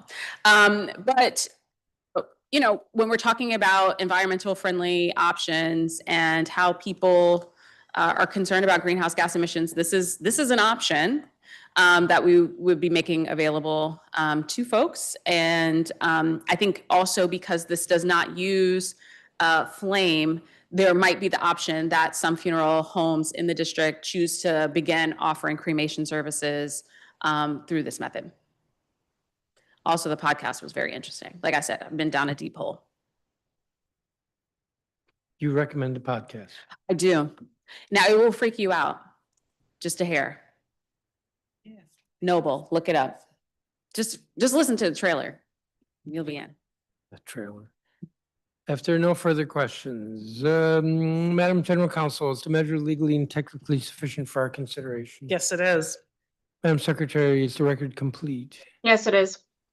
Madam Budget Director, does the measure's fiscal impact statement comply with council requirements? Yes, it Is does. there a fiscal impact? There is not. Without objection, this measure will be placed on the consent agenda for today's additional legislative meeting. The next four measures were reported out of the Committee on Transportation and the Environment, chaired by Councilmember Allen. The first is Bill 26-244, Micro Mobility Fire Safety Standards Act of 2026. Councilmember Allen. Thank you very much, Mr. Chairman. I'm not sure if this is going to be as interesting. But Bill 26-244, the Micromobility Fire Safety Standards Act of 2025 was introduced on May 6th, 2025 by myself alongside Councilor Bonds, Fruman, Henderson, Pinto, and Robert White. Micromobility devices provide residents and visitors with a safe, convenient, and sustainable alternative to motor vehicle use, and these devices have proven to be incredibly popular in the district, increasingly so. Over the just 6 years, the distance traveled on shared micromobility devices rose by a factor of 10, from 1.6 million total miles in 2019 to 16.6 million miles in 2025. But as demand for electric mobility devices has risen, so too have risks. Unfortunately, not all micromobility devices are manufactured to a high standard, resulting in a serious safety risk. The most dangerous of these product failures involves the lithium-ion batteries that can experience a phenomenon known as a thermal runaway, which can result in smoke, fire, the emission of harmful gases, and even explosions. Thankfully, several organizations have promulgated technical specifications or benchmarks for products or processes to improve the safety, reliability, and quality of those products or processes and minimize risks such as fire or electrical hazards. Requiring micromobility products to adhere to these standards is a straightforward way to improve their quality to reduce the risk of a battery-related fire. Accordingly, the committee print requires that any electric bicycles, electric mobility devices, or traction battery manufactured, distributed, sold, leased, or rented in the district to be certified to meet applicable safety standards. The print also requires that a certification mark be displayed on each covered device to demonstrate to the public and agencies that products comply with the certification requirements, and provides a narrow exemption for devices offered for rental through a shared fleet device program, provided the program provides documentation to DDOT demonstrating that their products do in fact comply. The print also exempts secondhand sales from the requirement to display a certification mark. I ask this measure be placed on the consent agenda for the additional legislative meeting to follow. Thank you, Mr. Chair. Thank you, Councilmember. Are there questions? Councilmember Henderson. Mr. Chairman, yes, I do have one question for Councilmember Allen, although I voted for this obviously in committee, but I just wanted to give Councilmember Allen an opportunity to clarify, would this extend to the products, electric bikes, et cetera, that are also purchased online? Because we know that there are a number of folks who are trying to get around in a variety of different ways. And just wondering, it's not just for physical purchases in the district, but anything that is purchased? Correct. It is for anything that is manufactured, distributed, sold, leased, or rented in the district. So yes. Great, thank you. If there are no further questions, Madam General Counsel, is the measure legally and technically sufficient for our consideration? Yes, it is. Madam Secretary, is the record complete? Yes, it is. Madam Budget Director, does the measure's fiscal impact statement comply with council requirements? Yes, it does. And is there a cost? There is not. Without objection, this measure will be placed on the consent agenda for today's additional legislative meeting. Bill 26-245, Personal Delivery Device Weight Limit Amendment Act of 2026. Councilmember Allen. Thank you very much, Mr. Chairman. Bill 26-245 is introduced by myself alongside Councilors Henderson and Parker on May 6, 2025. Demand for food delivery services such as DoorDash, Uber Eats, Grubhub, Instacart have grown significantly in recent years. The food delivery market in the United States has more than doubled during the COVID-19 pandemic, when delivery services became an attractive option for residents who were ill, elderly, or simply preferred the convenience of home delivery. And food delivery services remain very popular. But greater demand for food delivery has led increasingly to crowded streets, raising concerns about safety and congestion. An innovative solution that could help cities meet demand for food deliveries while reducing roadway congestion is personal delivery devices, or PDDs. These are small, semi-autonomous robots designed to transport deliveries short distances. These devices have the potential to complete that last mile delivery and operate on sidewalks, taking cars off the roads, reducing emissions, and supporting our local businesses. The committee print largely implements on a permanent basis what this council has already approved via emergency and temporary legislation, raising the district's current weight limit on personal delivery devices from 90 pounds to no more than 275 pounds, excluding the cargo. The bill also allows the District Department of Transportation to establish a higher weight limit through public rulemaking. As a quick point of comparison, over a dozen states now allow PDDs to weigh 500 pounds or more, significantly higher than DC's proposal, and several states also empower their departments of transportation to set a higher weight limit through rulemaking. Increasing the weight limit for personal delivery devices will allow companies to deploy a wider range of PDD models and expand sustainable delivery options in the district. I ask this measure be placed on the consent agenda for the additional legislative meeting to follow. Thank you, Mr. Chair. Thank you, Councilmember Allen. Are there questions from members? Madam General Counsel, is this measure legally and technically sufficient for our consideration? Yes, it is. Madam Secretary, is the record complete? Yes, it is. Big difficulty. Madam Budget Director, does the measure's fiscal impact statement comply with council requirements? Yes, it does. Is there a cost? There is not. Without objection, this measure will be placed on the consent agenda for today's additional legislative meeting. Bill 26-548, Washington Commanders Motor Vehicle Identification Tags Amendment Act of 2026. Councilmember Allen. Thank you, Mr. Chair. Bill 26-548 was introduced by former council member Kenya McDuffie on December 15th, 2025, and referred to the committee on December 16th, 2025.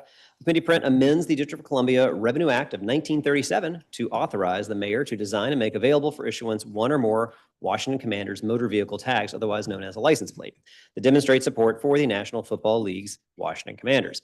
Residents will be required to pay a $25 application fee and a $20 annual display fee for a Washington Commanders license plate.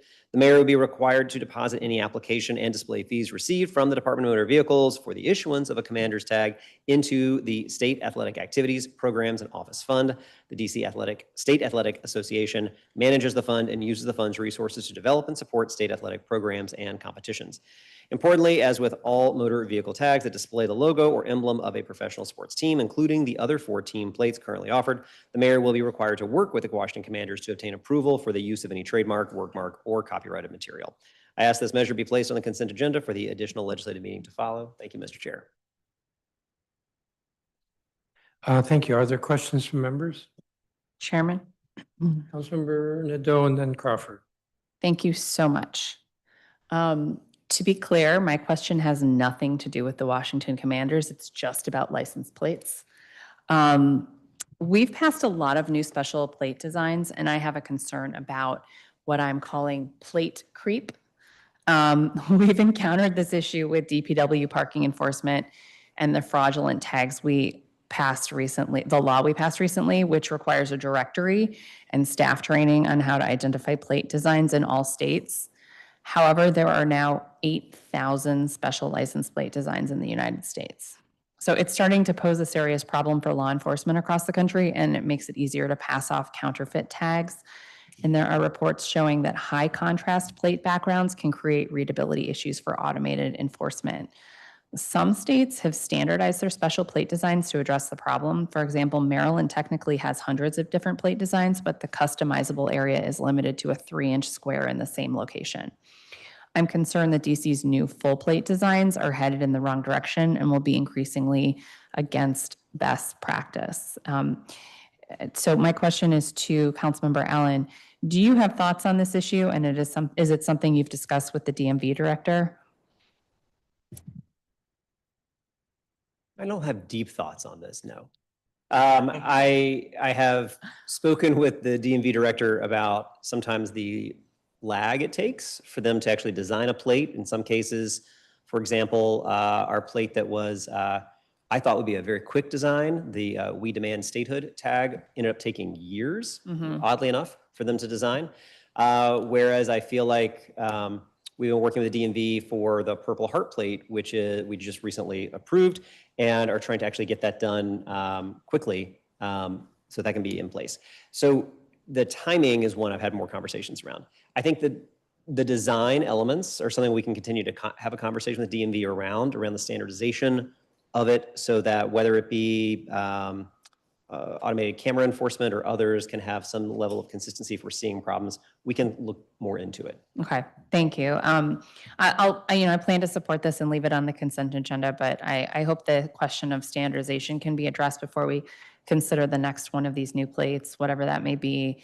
In particular, there's an awful design for the veterans plates where it's like, they're really hard to read.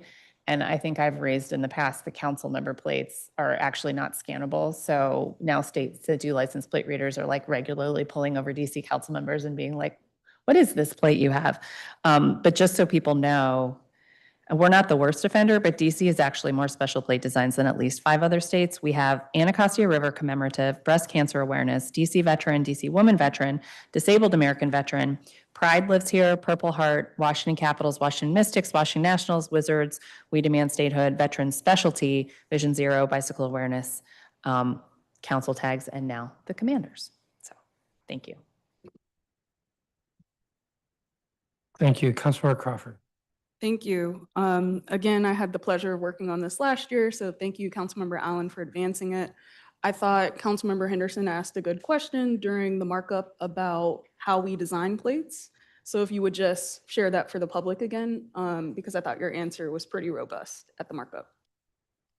I hope I can replicate that answer. So when it comes to the design for a professional team, for example, the DMV works with them because those are going to be trademarked logos for the team. So for example, if you see the Mystics or the Capitals who have a special tag, they've worked with the teams. It is the trademarked logo that's on that tag. So I would expect this to be the same. But it also allows an openness to be able to work with the team to have a slightly different design. The design process, I think, sometimes takes too long, but it does go through a review process and some degree of standardization. I think to the conversation we were just having earlier, could always warrant kind of going back to look at what the standardization looks like so that we ensure the plates have a standardization in terms of the way in which they go through different types of reading. I hope that was robust enough. Thank you. Further questions? Madam General Counsel, is the measure legally and technically sufficient for our consideration? Yes, it is. Madam Secretary, is the record complete? Yes, it is. Madam Budget Director, does the measure's fiscal impact statement comply with council requirements? Yes, it does. Is there a cost? There is not. Without objection, this measure will be placed on the consent agenda for today's additional legislative meeting. Bill 26-554, Commercial Driver's License Amendment Act of 2026. Councilmember Allen. Thank you, Mr. Chair. The Department of Motor Vehicles, or DMV, registers commercial motor vehicles and issues commercial driver's licenses, or CDLs, of various classes and requires the operator of a commercial motor vehicle to hold a CDL. As of 2025, approximately 8,500 district residents hold active CDLs, which are issued by the DMV and operate vehicles ranging from delivery trucks and buses to tractor trailers and tanker trucks. The CDL system is governed by federal law and regulations, specifically the Commercial Motor Vehicle Safety Act of 1986, and is regulated by the Federal Motor Carrier Safety Administration, which is organized under the U.S. Department of Transportation. States and local jurisdictions must maintain CDL programs that meet or exceed federal minimum standards to avoid losing federal highway funding. The DMV must comply with federal CDL standards established in the Code of Federal Regulations, which cover testing requirements, endorsements, medical certifications, and disqualifying offenses. The committee print updates our statutory references to federal laws governing commercial motor vehicles to ensure consistency with prevailing federal law and regulations.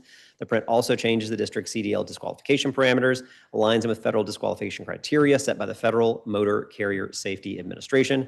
These changes will ensure the council will not have to continually update the district CDL laws as federal laws and regulations change. Thank you, Mr. Chairman, and I ask that this be put on the consent agenda. Thank you. Are there questions from members? Madam General Counsel, is the measure legally and technically sufficient for our consideration? Yes, it is. Madam Secretary, is the record complete? Yes, it is. Madam Budget Director, does the measure's fiscal impact statement comply with council requirements? Yes, it does. Is there a cost? There is not. Without objection, this measure will be placed on the consent agenda for today's additional legislative meeting. There's no objection. The next two measures will be considered in block. They both concern confirmations to the Board of Elections. Those two plus the remainder of this agenda are measures that came out of the Committee on Executive Administration and Labor chaired by Councilmember Anita Bonds. PR 26-692, District of Columbia Board of Elections, Gregory McCarthy, Confirmation Resolution of 2026. And PR 26-745, District of Columbia Board of Elections, Michael Wakefield, confirmation resolution of 2026. Councilmember Bonds. Thank you, Chairman. PR 26692, the Board of Elections, Gregory McCarthy, confirmation resolution of 2026 for a term to end July 7, 2029, filling a seat formerly held by Gary Thompson. Mr. McCarthy is a resident of Ward 2. Without any further action, this confirmation will be deemed disapproved by October 20th, 2026. As we all know, the Board of Elections of the District of Columbia is an independent agency of the district government, and it is responsible for the administration of elections, ballot access, and voter registration. It consists of 3 active board members, an executive director, a general counsel, and several support staff who run the day-to-day operations of the agency. On July 8th, the committee voted unanimously in favor of Mr. McCarthy's nomination to the Board of Elections. He has extensive experience in public service, having previously served in the Executive Office of the Mayor, the U.S. Congress, and the Office of Management and Budget, and the White House. He also has served on several boards and commissions, including the Tax Revision Commission of the district and the Board of Trustees of the DC Public Library, the Historic Preservation Review Board, and Destination DC. He currently works as the Vice President for Community Engagement for the Washington Nationals Baseball Club and serves on the board of the Capitol Riverfront Business Improvement District. During our July 1 roundtable, Mr. McCarthy expressed his goal for the board to assess matters such as ranked choice voting, fair elections, and the referendum process. He confirmed his commitment is to act with impartiality and without regards to previous affiliations, while emphasizing that the role of the board is to implement the decisions of the council without regard to a personal opinion. Mr. Michael Wakefield, PR 26745, confirmation resolution of 2026. He has been nominated for a term to end July 7, 2029, and Mr. Wakefield is a Ward 5 resident. Without further action, this confirmation will be deemed disapproved on November 24, 2026. On July the 8th, the committee unanimously voted in favor of Mr. Wakefield's nomination to serve on the Board of Elections. He is a veteran of the U.S. Army and served in the Army Corps of Engineers, where he completed the Military Honors Program. May I continue, Chairman? Thank you. And serves on the Senate Appropriations Committee and the U.S. House of Representatives Committee on Armed Services and the Committee on Veterans Affairs. He currently works as an attorney at Holland and Knight, focusing on public policy and regulations.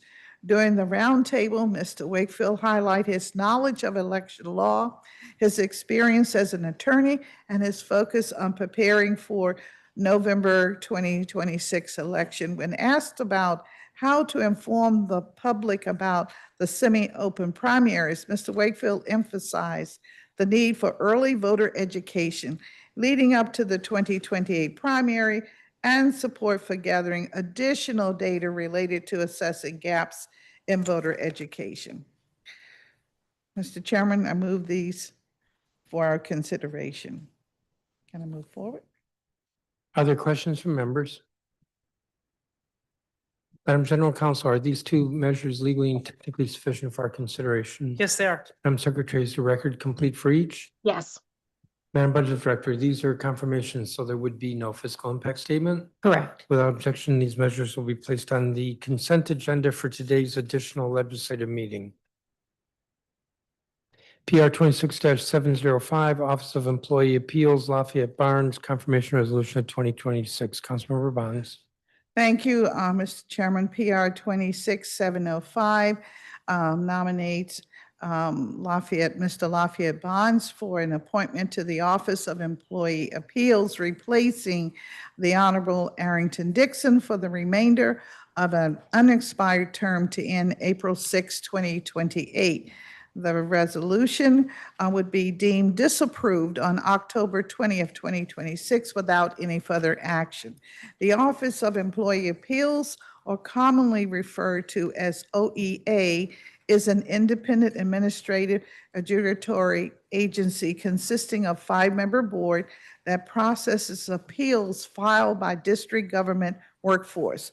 On July 8th, the committee unanimously voted in favor of Mr. Barnes' nomination to serve on the OEA. He is president and CEO of Zulu Global Enterprise with over 20 years of public administration experience and has served almost 5 years as a member of the board of directors of the United Planning Organization, including most recently as the board chair.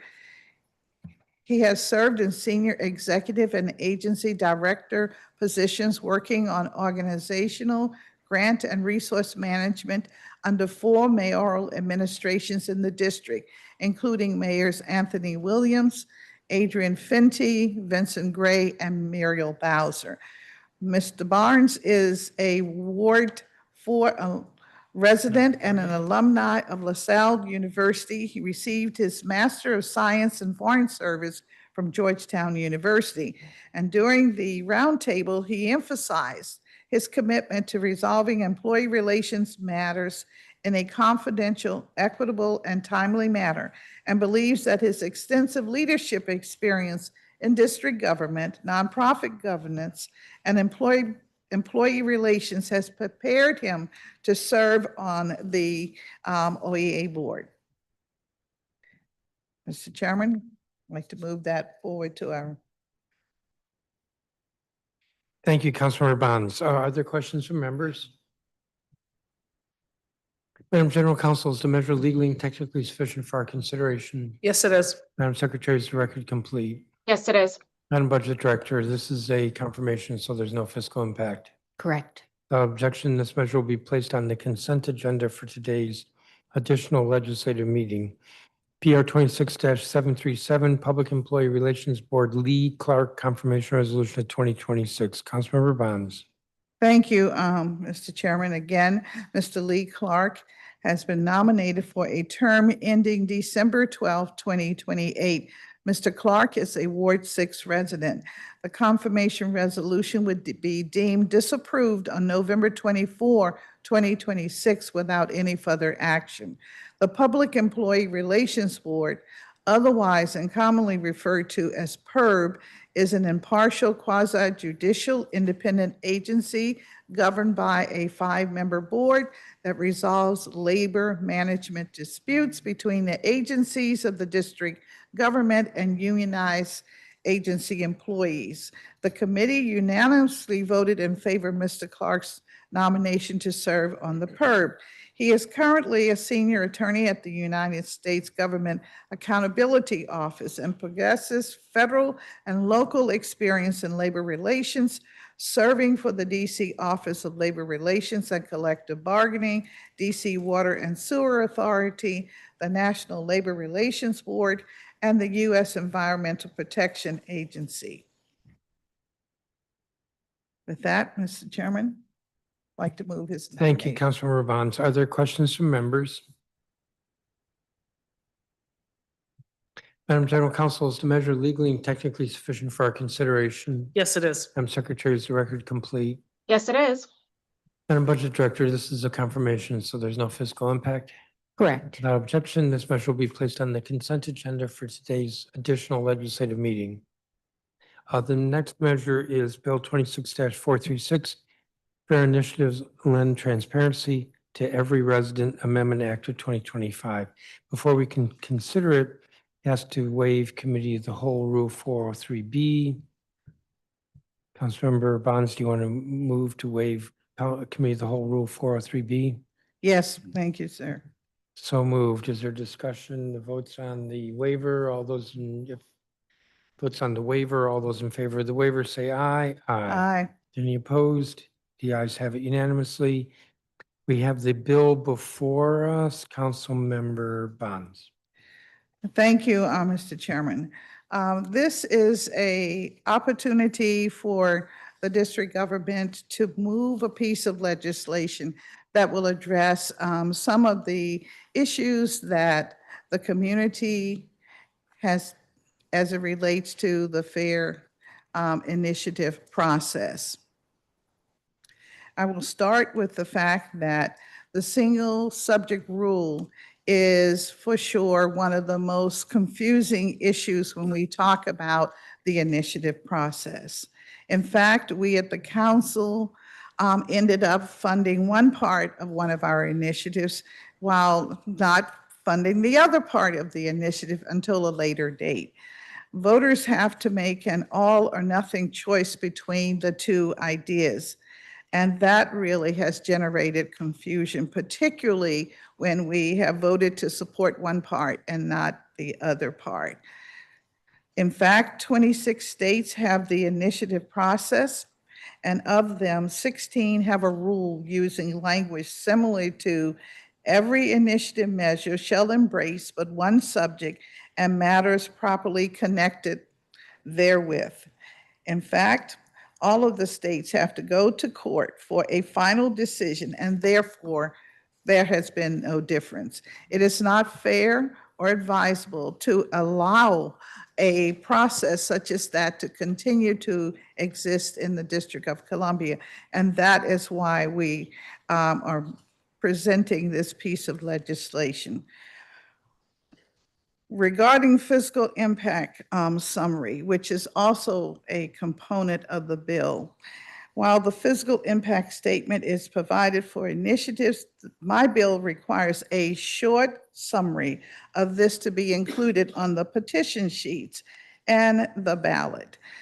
The council must consider the fiscal impact of any legislation it passes, then voters should be afforded the opportunity to have that information as well. Therefore, if an initiative is going to mirror the legislative process, voters should know the fiscal impact. We have heard from many witnesses that these initiatives, about how these initiatives have affected their livelihood and their industries, particularly from elements of our business community. We may support the general idea of an initiative until you realize just how much it will cost to implement the goal. The goal is to provide voters with more information about the effect of these initiatives before they sign on to support and before they vote on them at the ballot box. It also makes, may I continue? Without objection. Thank you. It also makes sure that information is printed in 11-point font, not in 6-point text or less. That is difficult for voters to read. And I am mentioning this because I've heard from so many individuals that said the type was so tiny. Of course I signed on. The theme was right, but I don't know what I actually signed on to. I wasn't able to read it quickly because given 10 seconds is what you get to read a matter that's before you on a petition form.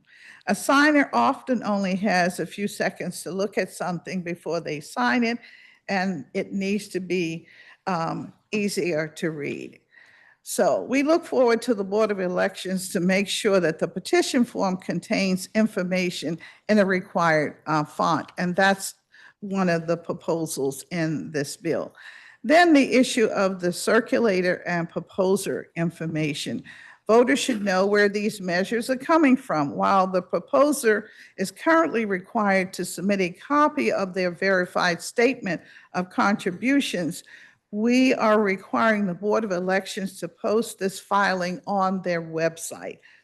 Also, we're requiring that the circulators indicate whether they are DC resident or a non-DC resident, and if they are a paid employee of the proposer of the measure. This is a simple requirement that allows voters to understand the origin of these matters and how they are being financed. And finally, the timeline.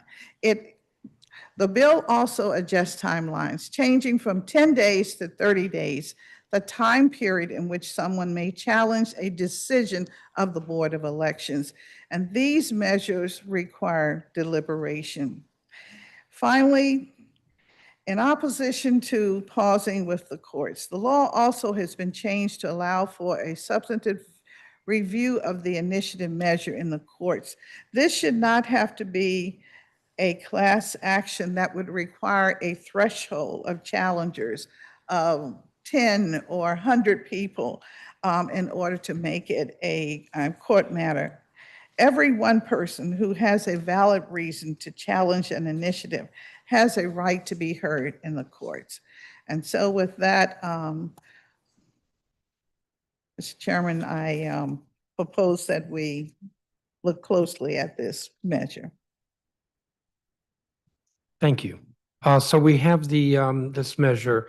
Let me say at the outset, my thinking is to entertain questions. There's an amendment that I circulated that would be in order if there's no objection, and it deals with the definition of one subject.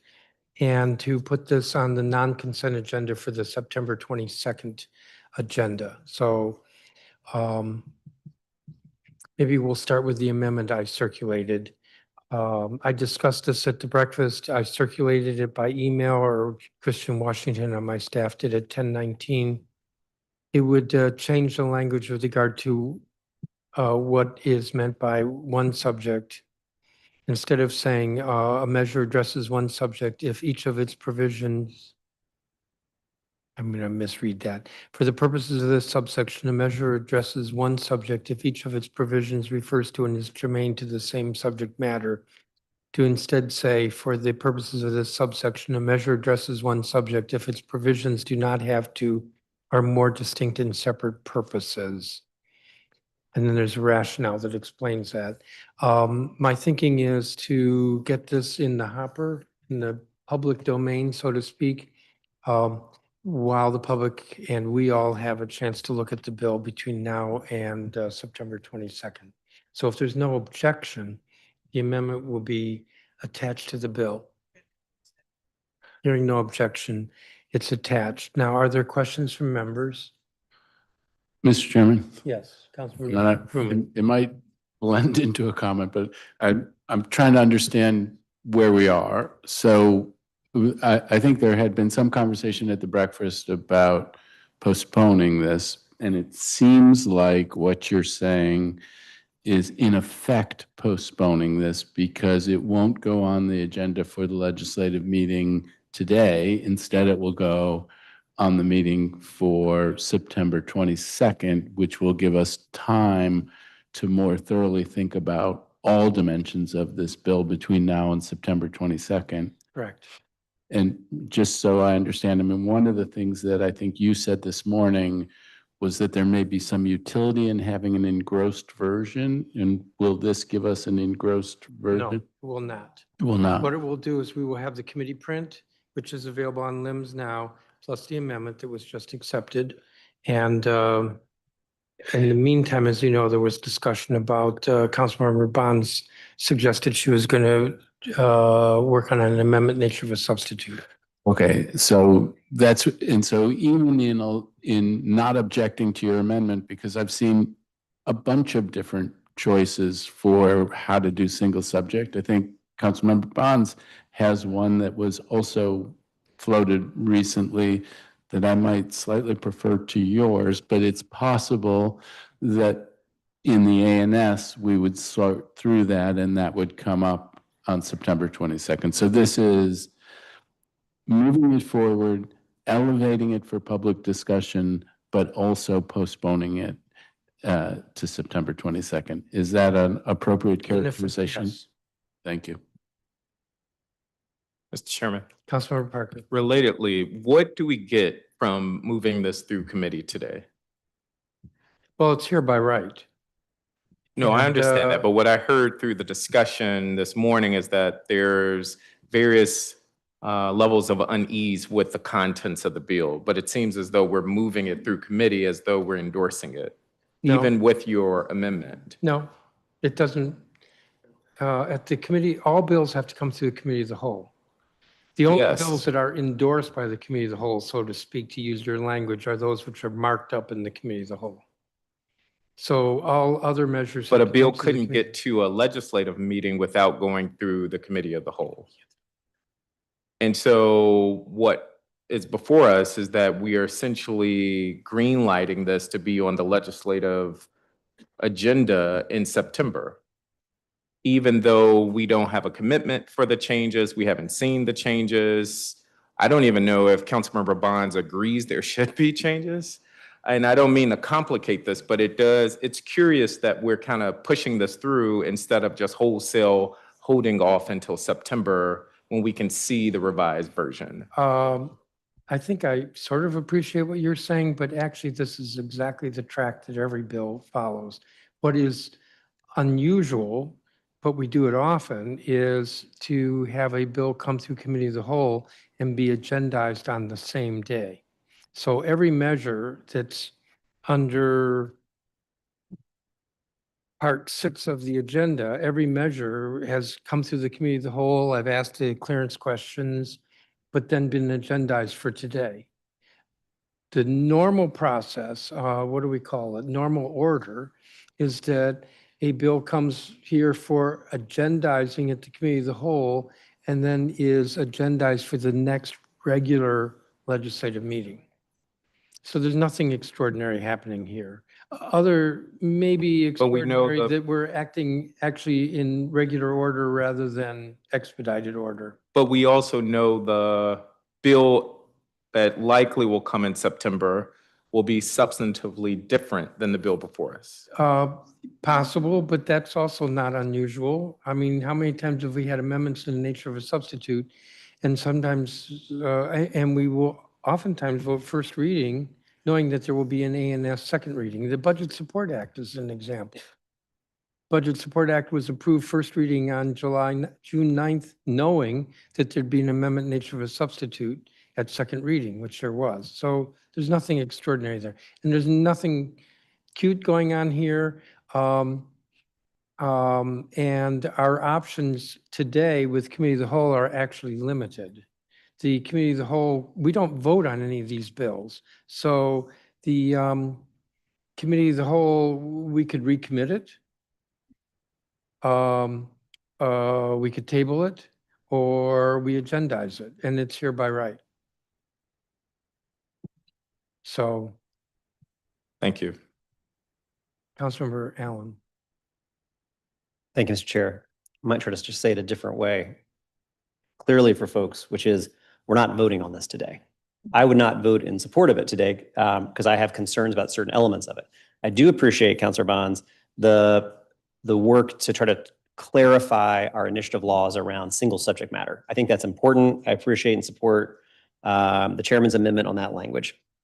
My concern with this legislation is that it goes too far afield from focusing on that single subject matter to talking about even DC residents that want to be able to be involved in a petition process have to go in person to go sign up, which they don't have to do today. Candidates and initiatives would be treated very differently. So currently, if you are a candidate, you can hire people to collect signatures for you and they don't have to wear a sticker or a badge, but then if it's initiative, it does. I'm curious about how that would be enforceable. So there's many elements around this that I think would actually have a chilling effect on our ability to go through a proper ballot initiative process and for residents to do that. The single subject matter is important, and I think that's the meat of what this legislation looks like. So I don't know. To make sure that I'm ending this with a question, I'll also, to my colleagues' questions, to make sure the intent is clear. So there is no vote that is taken today. There is no endorsement of the legislation as is today. The legislation properly moves from a committee, comes through the committee of the whole, think of it like a clearance process, to then be put on the legislative meeting. A little bit abnormal part, but it's also allowed, is that we're not having a first vote on it today. It's going to be in September. And Councilor Bonds, I believe the intent is, but just so we can explicitly say it, the intent is that you want to spend the time from now till that first reading in September. You've heard the concerns and questions people have. Your intention is to work with colleagues to build an A&S, an amendment in the nature of a substitute, which you would bring back in September. in your effort to try to help iron out where you're hearing that concern from. Do I have that correct? You have that correct from? Councilmember Allen, you have that correct from me.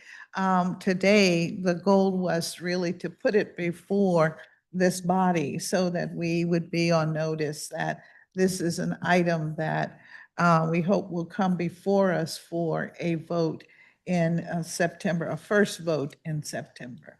Okay, thank you very much. So with that, knowing that we're not voting, we're not endorsing, we're not making a statement or a judgment about it today, it's just a clearance for it to come in September. I'm comfortable with it moving forward and then look forward to working with colleagues before that first vote in September. Yes. So thank you. And if you recall during breakfast, I think I received about 5 different thoughts. The proposed use of, as you said, the badges worn by the petition circulators, timing of the ballot initiative, whether it's used for any election or limited to general election ballot. So we have a number of questions about the initiative process in general. And of course, we haven't even tackled the referendum process.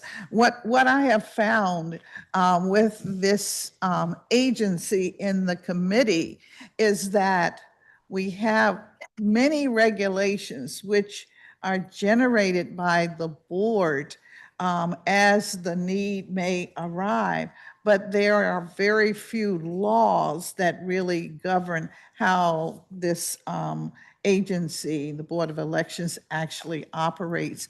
And so what happens is we'll have an issue to arrive in the community, like this thing where an initiative has had more than one subject and then trying to sort through that. So that's the nature of at least getting this matter before us as a committee of the whole so that we know that it is going to be coming forward for our review and decision later in the calendar year, I guess is the best way to put it. Thank you. I think later in the calendar year means September 22nd. Are there any further questions from members? Mr. Chairman, not to belabor the point, but technically it could be tabled. The bill could be tabled and we could bring it up at a Cal meeting in October.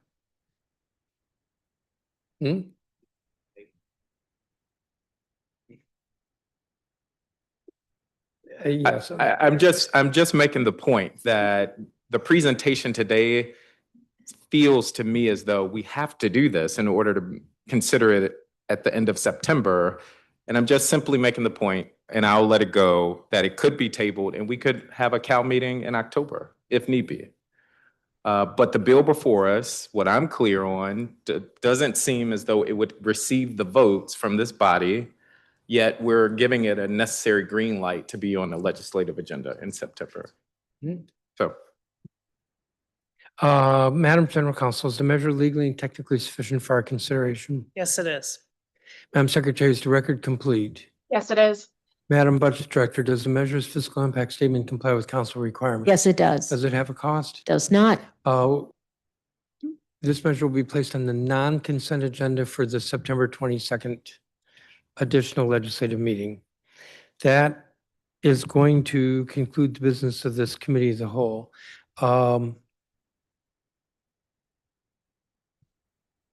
We have a legislative meeting to follow. I don't know why I look at you, Mr. Assistant Secretary, because you're just disapproving unless I say that we will start in 1 minute. I'd say we will start the legislative meeting at 2:25. And the time is 2:13 and this meeting is adjourned.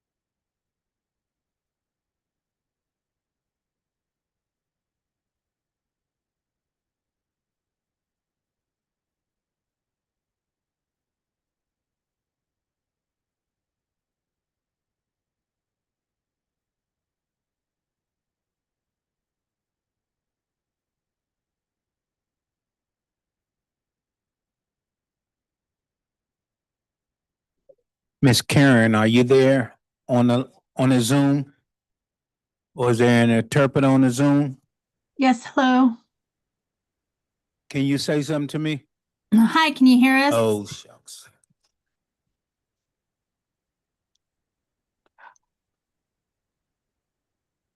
We can hear you, but I'm guessing you can't hear us.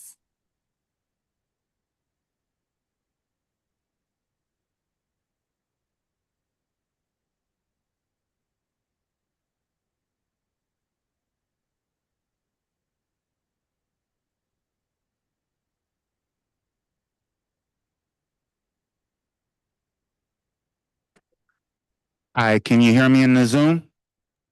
Yes. We can hear you, yes. Can you give me a 5 count? 5, 4, 3, Never 2. mind, never mind. Thank you. Go ahead. You can still hear me? Oh, they're gone. Yes, we can still hear you.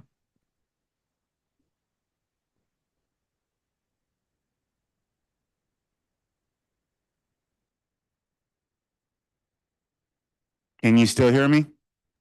Yes, I can still hear you.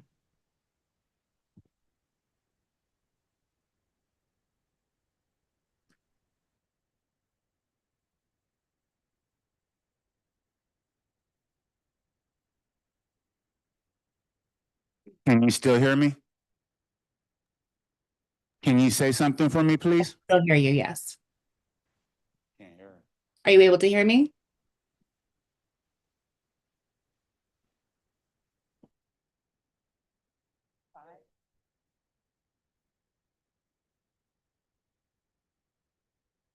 You still hear me? I am able to hear you, yes. Are you able to hear me?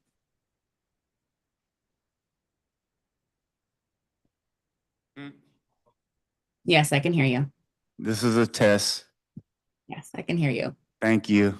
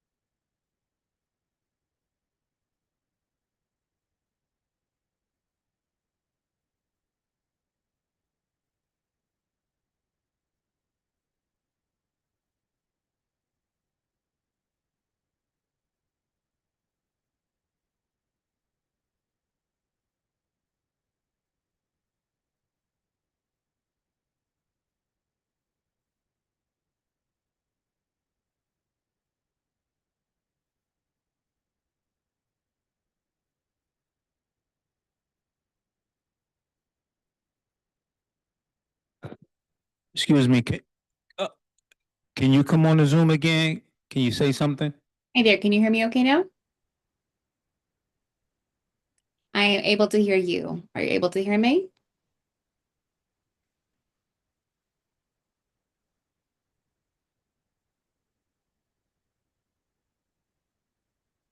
Testing, testing.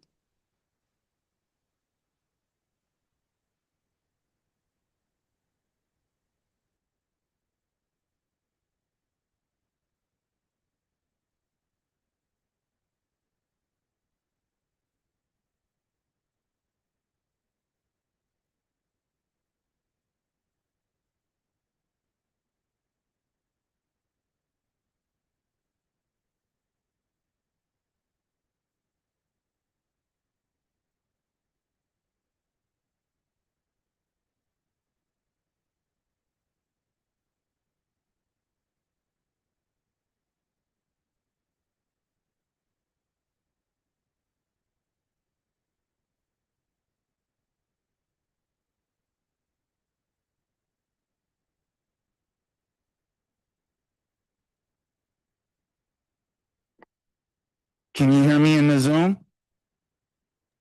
Yes, I can hear you in the Zoom. Yep.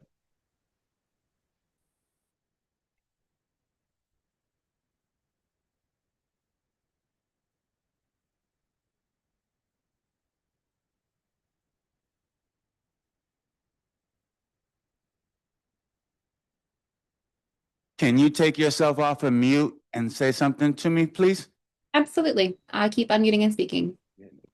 Thank you.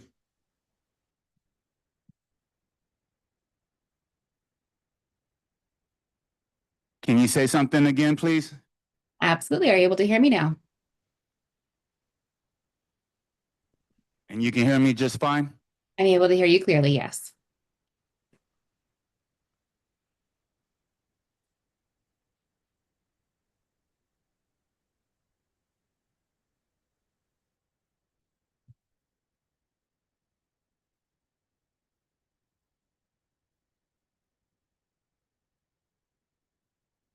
And you can take yourself off mute again for me and say something?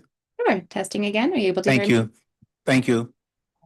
I can hear, count to 5 for me? 1, 2, 3, 4, 5, 4, 3. Thank you. I can hear you now. All right, great.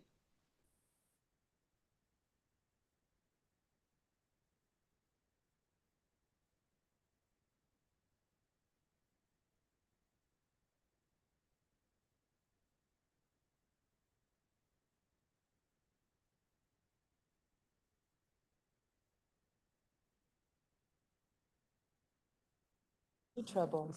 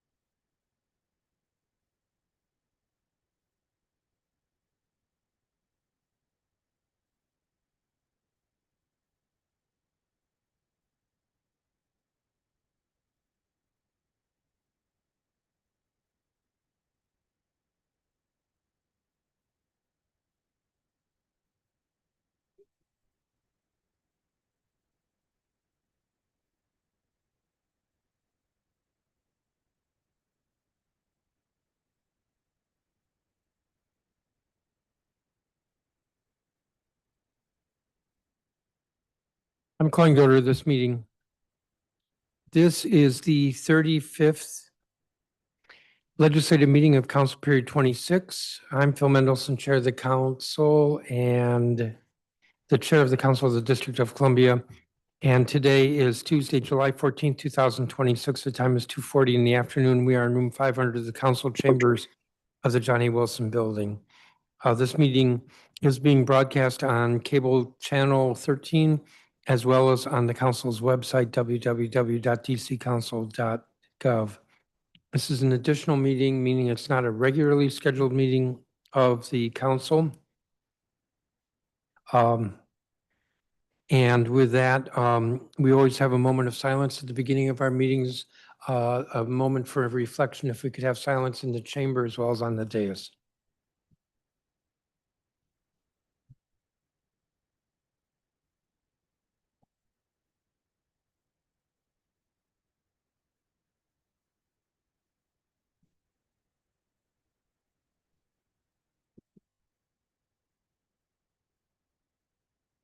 Madam Secretary, would you please call the roll? Councilmember Allen, Councilmember Bonds, Councilmember Bonds, Councilmember Crawford. Here. Councilmember Felder, Present. Councilmember Freeman, Present. Councilmember Henderson, Councilmember Lewis George. Here. Chairman Mendelson. Present. Councilmember Nadeau. Here. Councilmember Parker. Here. Councilmember Pinto. Present. Councilmember Robert White. Present. Councilmember Trajan White. Present. Mr. Chairman, you have a quorum. Thank you, Madam Secretary. We have the consent agenda before us, and looking at the consent agenda on page 3, item 10, Fair Initiatives Lend Transparency to Every Resident Amendment Act, that's Bill 26-436, was agendized for September 22nd, so it is not on this agenda. On page 4, at the bottom of the page, number 5, Board of Trustees of the University of the District of Columbia, Mark Battle Confirmation Resolution 2026, PR 26-741, was removed from consent at Committee of the Whole. On page 5, number 9 at the top, Hill East Phase 2 Bundle Disposition Term Sheet Amendment Approval Resolution 2026, PR 26-736, was put on non-consent at the Committee of the Whole. And I believe those are the only changes that I know of to the consent agenda. Are there any other changes? Hearing none. We have the consent agenda as amended before us. All those in favor say aye. Aye. Aye. Aye. Are there any opposed? Hearing none, the ayes have it unanimously. Turning to page 4, item 5 at the bottom, PR 26-741, Board of Trustees of the University of the District of Columbia, Mark Battle Confirmation Resolution 2026. So moved. Is there discussion? Mr. Chairman. Councilmember Parker. Thank you. I just want to say it again for the record. This is in no way to undermine or question the qualifications of Mr. Battle, but instead believe that district residents should be the ones appointed to district boards and institutions. And so on that, I'll be voting no, but I believe Mr. Battle is more than qualified. Thank you. Thank you. If there's no further discussion, the vote is on PR 26-741. All those in favor say aye. Aye. Any opposed? No. Okay. Madam Secretary, please record Councilmember Parker is voting no. The ayes have it. On page 5, number 9, PR 26-736, Hill East Phase 2 Bundle Disposition Term Sheet Amendment Approval Resolution 2026. Councilmember Fruman. I read the full statement at the how would you, I ask that this so moved. We have it before us. Is there discussion? Councilmember Allen? Thank you, Mr. Chairman. I had a couple of questions I just wanted to try to ask Mr. Fruman. With this deal, is there a date by which construction has been established to begin? It's not a strict term. There is a life of the agreement, so the agreement would expire. The target is to start in 28, I believe, and be done by 2030. Okay. I guess what I'm kind of getting at is if we're accepting now a $5 million financial liability plus 30 million for the streets, but it doesn't come with a date that they have to get the project started by. It has, I guess, the term. I don't believe there's a date by which it needs to be done, but there's not. I think the hope is that it will get started much sooner than the requirements of the term sheet. Right. Hope, but there's not an agreement. We talked about the maintenance. Is there an agreement of how much they're going to be putting into the park maintenance per year? $125,000. Is that, it's That's written in in the the term agreement? sheet. Yeah, yeah. Okay. And is that in escrow or that is just what they say they're going to put in?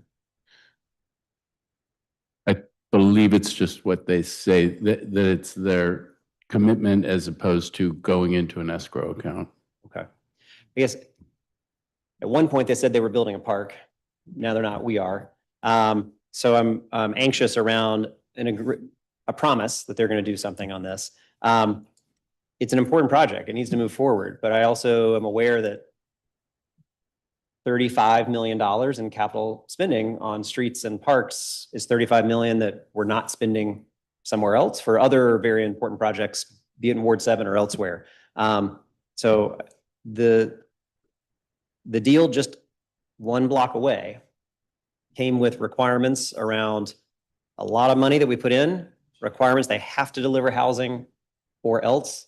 They have to deliver many things. We put in a lot of metrics around that. I know that 35 million is not the scale of hundreds of millions, but it's million here, million there. It starts to add up. So as we just continue to face limited amount of finances, making sure we're safeguarding it is just important to me. So I appreciate it. And again, I know you're doing your level best here to try to help think how to get this project moving. So thank you. Yeah, and I will say on the streets, one of the things, the streets has come up a couple of different times and in a number of different places, at RFK, at St. E's, at Fletcher Johnson, at Poplar Point, through a TIF at the wharf and in another project, the city has borne the cost of the streets and sidewalks. So it is not exceptional, certainly in the recent projects, for that to be a part of the component. But I hear you, dollars are limited. And if you use dollars in one place, they're not available in another place. This is an important place, and our view is that this deal makes sense as it is and will deliver for the district. If there's no further discussion, the vote will be on PR 26-736. All those in favor say aye. Aye. Are there any opposed? Please record me as voting no. Mr. Chairman, please record me as present. Mr. Chairman, please record me as present.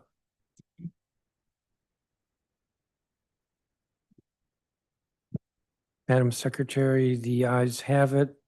With me recorded as no, and Councilmembers Allen and Robert White recorded as present. The measure is approved. Turning to the non-consent agenda. I don't think I'm skipping anything. We have a final reading on the Resale Act, Bill 26-224. The technical name is Restricting Egregious Scalping Against Live Entertainment Amendment Act of 2026. Councilmember Nadeau. So moved, Mr. Chairman.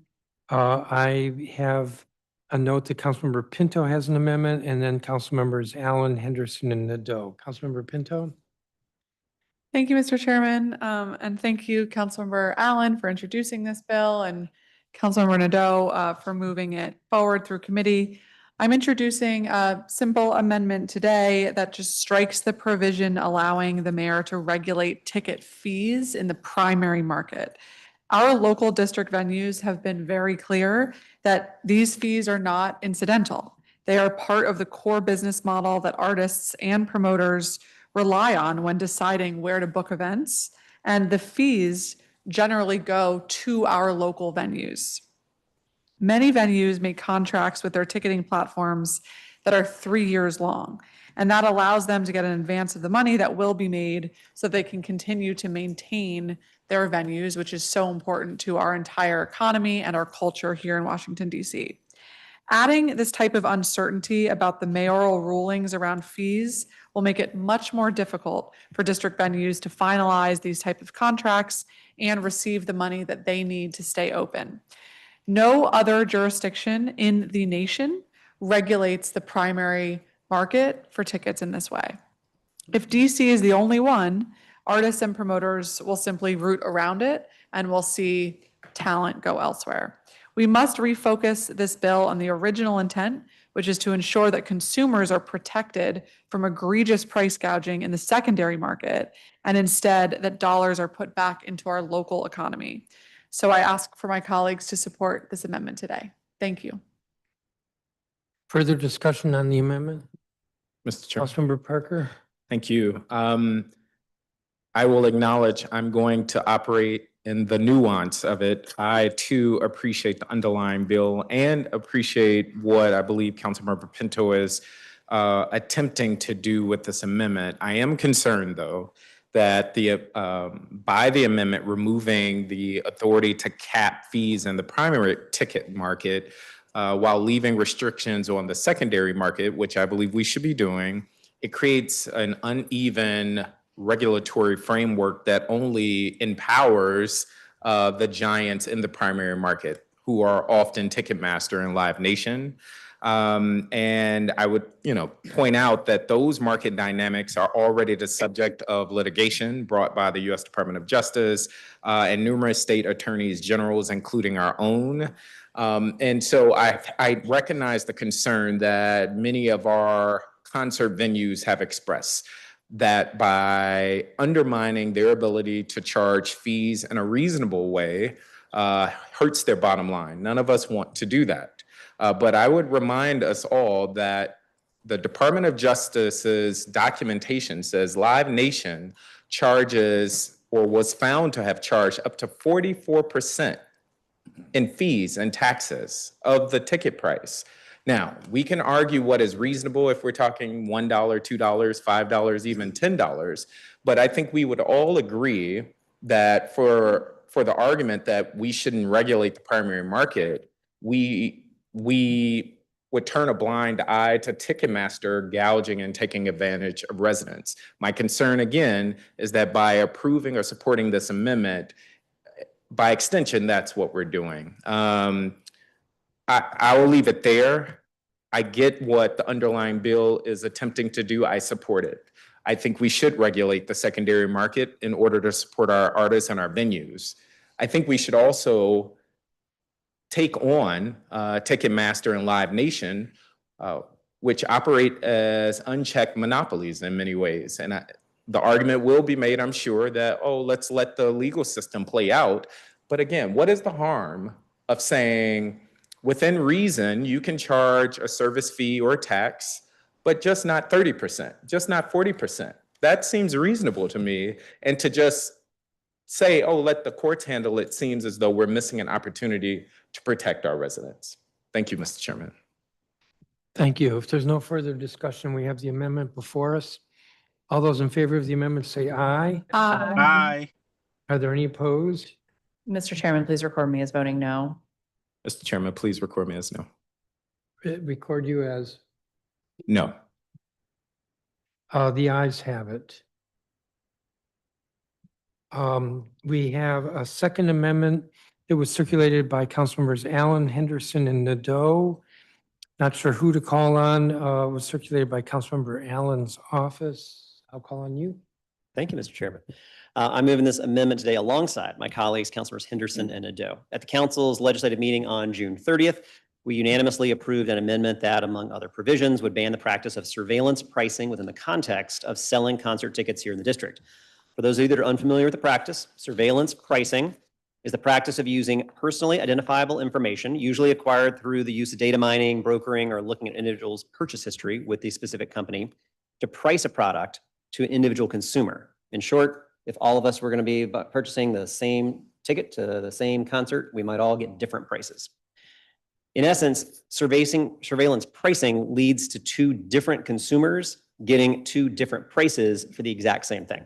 It's fundamentally unfair, and I'm looking forward to the council taking up this issue later this fall in legislation that Councilmember Henderson has introduced that would ban surveillance pricing economy-wide.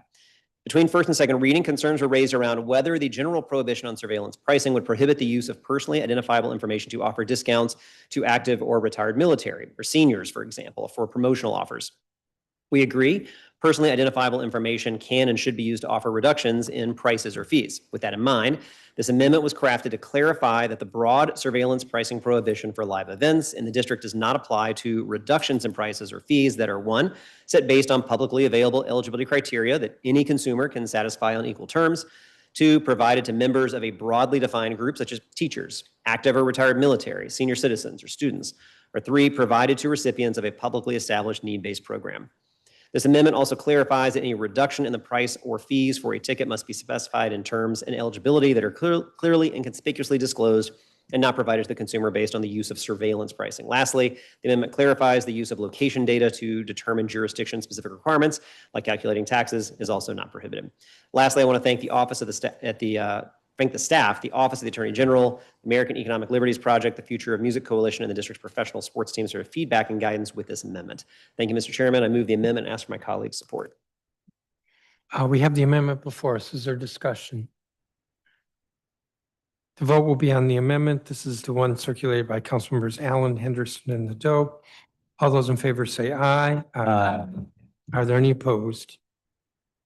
Hearing none, the ayes have it unanimously. We have the bill as amended.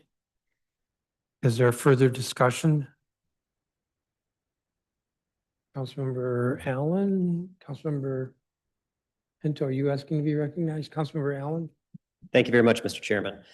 As we get set to vote on final passage of the Resale Act, I am very excited because we are about to put into place the strongest consumer protections for our residents and our live performance industry. I feel confident in saying this. This is, without a doubt, the most pro-fan, pro-consumer piece of legislation in the country.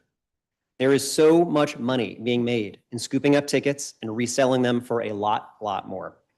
It has become so pervasive, just so expected, that we don't even realize how badly we're all being ripped off.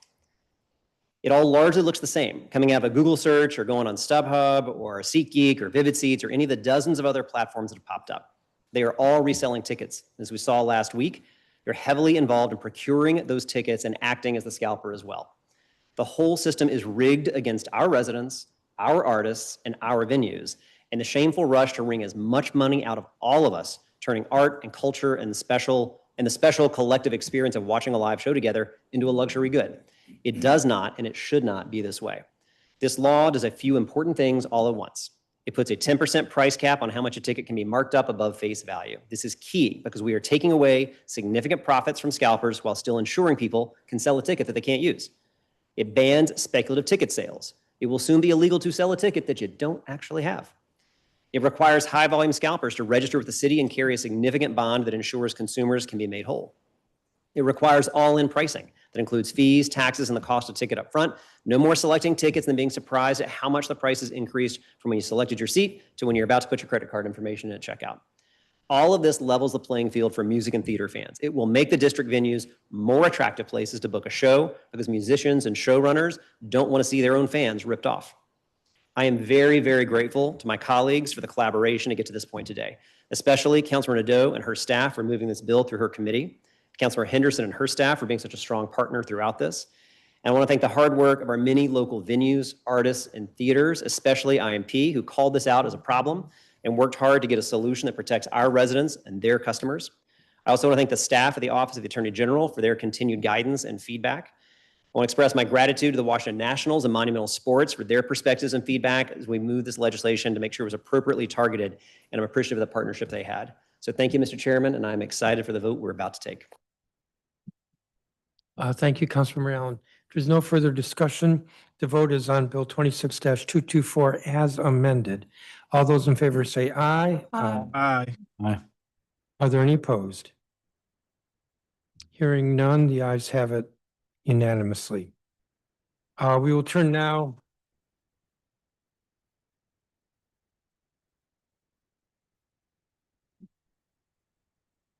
to something more interesting. Council Period 26, Recess Rules Amendment Resolution of 2026, BR 26-784.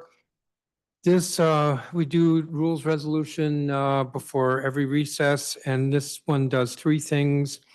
It permits grant modification requests for the University of the District of Columbia during this recess. It makes some changes to our rules with regard to the process for racial equity impact assessments, and it permits the Committee on Executive Administration and Labor to hold up to 3 roundtables during the recess on matters of elections or campaign finance. So moved. Is there discussion? The vote will be on PR 26-784. All those in favor say aye. Aye. Are there any opposed? The ayes have it unanimously. We will turn to Bill 26-711, Entertainment Establishment Employee Safety Extension Temporary Amendment Act of 2026. This is final reading on the temporary bill. Councilmember Henderson, So moved, Mr. Chairman. is there discussion? The vote will be on 26-711. All those in favor say aye. Aye. Opposed? Please record me as voting no. And the ayes have it. Turning to emergency bills. Private Vehicle for Hire Operator Clarification Emergency Declaration Resolution of 2026, PR 26-760. Councilmember Nadeau. Thank you. This is a renewal of emergency and temporary legislation council passed last year. The measures clarify that DFHV has had and continues to be empowered with the authority to address the threats to passenger and driver safety caused by illegal for hire vehicle operators and companies, and to enforce registration, insurance, and trade dress requirements. The renewal is being moved in coordination with DFHV and the Office of the Attorney General as litigation against illegal for hire activities remain active. My committee held a 2-day roundtable with expert witnesses and DFHV on the state of the for-hire industry, which we plan to translate into permanent legislation that will include a comprehensive update for the for-hire statute, including various conflicting definitions. With that, I move the resolution. We have the declaration before us. Is there discussion? The vote will be on the declaration, PR 26-760. All those in favor say aye. Aye. Aye. Are there any opposed? Chairman Meat, please mark me as present. Hearing no votes, the ayes have it unanimously. Councilmember Trayon White will be recorded as present. We have the underlying bill, Bill 26-728. Councilmember Nadeau. So moved. Discussion. The vote will be on Bill 26-728. All those in favor say aye. Aye. Aye. Are there any opposed? Chairman, mark me as present. Thank you.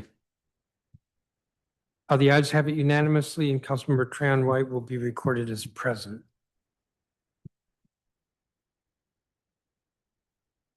The next measure is Business Licensing Reform and Accountancy Practice Emergency Declaration Resolution of 2026, PR 26-761. Councilmember Nadeau. The underlying bill is identical to a permanent measure we approved on second reading earlier today, Bill 26-494. It does two main things I believe should be put in place immediately rather than waiting for the permanent bill to complete congressional review. First, the bill makes it slightly easier for people to obtain accounting licenses or practice across state lines in keeping with the latest round of national best practices. The Department of Licensing and Consumer Protection wants us to pass this on an emergency basis rather than waiting for congressional review so they can extend licenses to a recent batch of graduates from accounting programs. Second, it avoids a lapse in some business licensing law tweaks that we've been making on an emergency and temporary basis since the BEST Act became applicable to address some implementation challenges. DLCP has asked us to keep these provisions in place and not wait for the permanent bill to complete congressional review. I now move proposed resolution 26-671. Thank you. We have the declaration before us. Is there discussion? The vote will be on PR 26-761. All those in favor say aye. Aye. Aye. Are there any opposed? Hearing none, the ayes have it unanimously. The underlying bill, Bill 26-730. Councilmember Nadeau. So moved. Discussion? On the bill, all those in favor say aye. Aye. Aye. Aye. Are there any opposed? Hearing none, the ayes have it unanimously. Medical Cannabis Licensing and Unlicensed Establishment Enforcement Clarification Emergency Declaration Resolution of 2026, PR 26-779. So moved. This resolution, the underlying bill does three things, all of which are to continue emergency and temporary legislation previously adopted related to medical cannabis. The first extends the expiration dates of conditional licenses for medical cannabis cultivation centers, retailers, internet retailers, manufacturers, couriers, and testing laboratories by an additional year. The second clarifies the law with regard to distance requirements for retailers and internet retailers. And the third is a clarification with regard to unlicensed establishment enforcement to clarify, one could say strengthen the authority of the Alcohol, Beverage, and Cannabis Administration to enforce unlicensed establishments. So moved with regard to the declaration. Is there discussion? The vote will be on PR 26-779. All those in favor say aye. Aye. Aye. Are there any Aye. opposed? Hearing none, the ayes have it unanimously. The underlying bill is Bill 26-759, Medical Cannabis Licensing and Unlicensed Establishment Enforcement Clarification Emergency Amendment Act of 2026. So moved. Discussion? All those in favor of the bill say aye. Aye. Are there any opposed? Hearing none, the ayes have it unanimously. We're getting a little weak as the hour is passing. A little more strength on the votes. The next measure is real property tax sale delay emergency declaration resolution of 2026.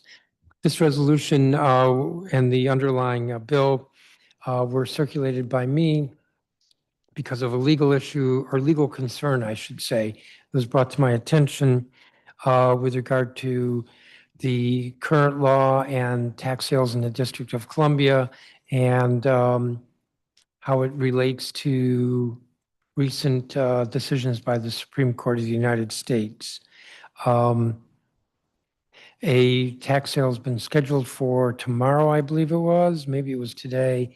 I believe the CFO said that he's already sent out notice that that's being delayed. I introduced a bill earlier this week that deals with this issue and will lead to a hearing. I think the bill needs some refinement before it gets adopted, but that's what the hearing process is about. This morning, I received a fiscal impact statement from our budget office. Just as a reminder, this is an emergency bill before us, and the fiscal impact statement states that funds are not sufficient for this emergency legislation. As a result, I will not be able to move this, and so it is withdrawn. The next measure is PR 26-781, Omnibus Berry Farm Redevelopment Clarification Emergency Declaration Resolution of 2026. In 2022, the council approved the Omnibus Berry Farm Redevelopment Act, which included provisions requiring the surveyor to record street and alley closing plats and street and alley dedication and designation plats in multiple phases to facilitate the phased nature of the development project and mitigate the adverse impacts of street and alley closures on vehicular and pedestrian traffic flows. While the development project has made significant progress, including completion of the Asbury at Berry Farm and the ongoing construction of the Edmonton, the project has experienced delays that require an amendment to the Berry Farms Redevelopment Act of 2022 to set new deadlines for recordation of the street and alley closing plats and the street and alley dedication and designation plats. Accordingly, the emergency legislation, underlying legislation is necessary. The declaration so moved. Is there discussion? The vote will be on PR 26-781, the declaration. All those in favor say aye. Aye. Aye. Are there any opposed? Hearing none, the ayes have it unanimously. The underlying bill is Bill 26-763. So moved. Is there discussion? On the bill, all those in favor say aye. Aye. Aye. Aye. Are there any opposed? Hearing none, the ayes have it unanimously. The next measure is restoration of covenanted roads and alleys by the district government clarification emergency declaration resolution of 2026. In 2024, the council adopted legislation that authorized the mayor to repair and restore certain covenanted roadways in the District of Columbia with or without the consent of the property owner.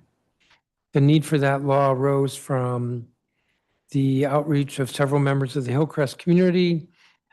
In 2021, a group of residents requested that a private alleyway off of W Street Southeast be converted into a public alley to ensure that they maintain the ability to use the driveway to access the rear of their homes. So the council adopted legislation. There are similar situations regarding alleys in other places around the city. More recently, there's an unpaved, it came to my attention, there's an unpaved alley off Morris Road that is badly in need of repair. The alley is on the south or west side of Morris Road. Residents have reported that the Department of Public Works, their trash trucks got stuck in the snow and ice in previous winter and tore up the alley, badly damaged the surface. Just as was the case in the previous Hillcrest situation, the alley is the only way residents along this portion of Morris Road can park or put out their trash or to have trash picked up. And it is a covenanted alleyway. Because of slight differences in the circumstances surrounding the Hillcrest alley situation, the amendments in the underlying bill are necessary to provide the executive with sufficient authority to address the Morris Road alley situation and others like it. I should note that in drafting this legislation, we worked with the executive. I move the declaration. Is there discussion? The vote will be on PR 26-782. All those in favor say aye. Aye. Are there any opposed? Hearing none, the ayes have it unanimously. I move the underlying bill, Bill 26-765. Is there discussion? On the bill, all those in favor say aye. Aye. Aye. Are there any opposed? Hearing none, the ayes have it unanimously.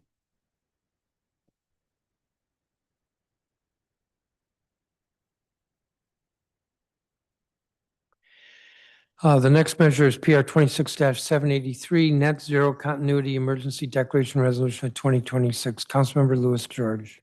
Thank you, Mr. Chairman. I move PR 260783, the Net Zero Continuity Emergency Declaration Resolution of 2026. These emergency measures are necessary to avoid a clash among district laws and net zero requirements that is set to occur due to two previous net zero related pieces of temporary legislation expiring several months apart. On November 4th, 2025, the council passed the most recent iteration of the Green Housing Coordination Emergency Amendment Act, which removed the Greener Government Buildings Act net zero requirements for residential and mixed use projects and created separate green building requirements for certain residential and mixed use projects in the Housing Production Trust Fund Act of 1988. The temporary expires on September 24th, 2026. On February 3rd, 2026, the council passed the Net Zero Modification and Preservation Emergency Act as introduced the emergency updated net zero requirements, including the definition of the net zero standard and how it applies to both residential and non-residential projects covered by the Greener Government Buildings Act. The temporary expires on January 1st, 2027. And during the February 3rd, 2026 legislative meeting, the net zero provisions related to the Greener Government Buildings Act covered residential projects were removed through an amendment supported by the executive. In doing so, the council created a conflict among and a gap between the expiration of the net zero standard defined in the net zero modification and preservation legislation and the expiration of the residential provision in the green housing coordinating legislation. So when the green housing coordination residential provisions expire in September, residential projects covered by the Greener Government Buildings Act will revert to the permanent residential provisions in the Green Buildings Act, which are tied to the net zero standard definition in the Clean Energy DC Building Code Amendment Act. As a result, the permanent residential requirements will not correspond with the net zero standard, which will remain temporarily modified until January 1st, 2027. So in passing these measures, the council will provide continuity and advance certainty of net zero standards for all Greener Government Buildings Act projects and align these important and technical standards so they operate on a unified timeline. With that, I move the declaration. Thank you, Councilmember. We have the declaration before us. Is there discussion? I had a question, Chairman. Councilmember Tran White. Yes, to Councilmember Denise Lewis George. Do you know if this encompasses the projects that were controversial of being developed in Ward 8, meaning the Congress Heights Recreation Center and the Douglas Recreation Center? Do you know if this fall underneath of that? I am not sure. Give me a second. All right. All right. I digress. If you can get that to me, Councilwoman, that'll be helpful Yes. for me. I will let you know. I don't,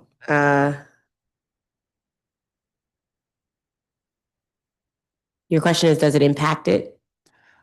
Yes, a project was derailed and not fully developed the way the community wanted because of this new laws that the council passed that Mhm. that the administrative said they could not do because of this. And I thought that this particular It did, well, yeah, so yeah, we made the modification for indoor pools. And so the executive, I believe, chose not to utilize the net zero exemptions and bring back the pool at Congress Heights, but the Congress Heights project will be net zero just without a pool. I don't know what that means. But this legislation did actively allows for what we were troubled with, which was that can we actually make pools net zero? And based on prevailing knowledge, we realized that this is one of the things we should be exempting. And so it is exempt, but the executive has decided to not make the Congress Heights project, has decided to still not have the pool, even though they could meet it with net zero modifications. All right, thank you for the clarification. Councilmember Bonds? Yes, thank you to Councilwoman Lewis George. Does this legislation deal exclusively with the compliance of the district government on district government projects as it relates to net zero energy standards? Or does it also incorporate timelines that the government must follow? Is it about the standards and the timeline, or is it about just the standards? If I understand the question, then it is, Are there some timelines that the government must follow in order to meet these net zero energy standards? oh, this is just about the standards. The only reason, the timeline is only an issue because of the differing expiring dates of the temporary legislation. Right, and I got does you. this consolidate them into one package so that if you're a staffer, you know that there's a certain date that you have to reach as opposed to multiple dates that you have to reach, which we tend to do a lot of. Yes, the objective is so that there's some continuity and some understanding amongst All everyone. right, I thought I heard you use the word continuity. I wanted to be sure. Thank you very much. Thank you. Thank you. Any further discussion on the declaration? The vote will be on the declaration, PR 26-783. All those in favor say aye. Aye. Are there any opposed? Hearing none, the ayes have it unanimously. We have the underlying bill, Bill 26-767. Councilmember Lewis George. So moved. So moved, and then you circulated an amendment. Yeah, Mr. Chairman, I move Lewis George Amendment number 1, which was circulated at 6:57 PM yesterday. We have the amendment before us. Is there discussion on the amendment? The vote will be on the amendment. All those in favor say aye. Aye. Are there any opposed? Hearing none, the ayes have it unanimously. We have the bill as amended before us. Further discussion? On the bill, all those in favor say aye. Aye. Are there any opposed? Hearing none, the ayes have it unanimously. Special education for young adults in the custody of the Department of Corrections, Emergency Declaration Resolution 2026, PR 26-764. Councilmember Pinto. Thank you, Mr. Chairman. Under the Federal Individuals with Disabilities Education Act, or IDEA, and district laws, student-age residents who are in DOC custody are entitled to receive special education and related services if they were previously identified as a student with a disability or had an individualized education plan. For school year 21 to 22 and school years 22 to 23, special education services for eligible individuals in DOC's custody were provided by Maya Angelou Public Charter Schools under a temporary charter authorization from the Public Charter School Board. The temporary charter authorization has expired at the end of the school year 22 to 23. Since then, we've passed several rounds of emergencies and temporaries to ensure there is not a gap in educational services provided to young adults in DOC's custody.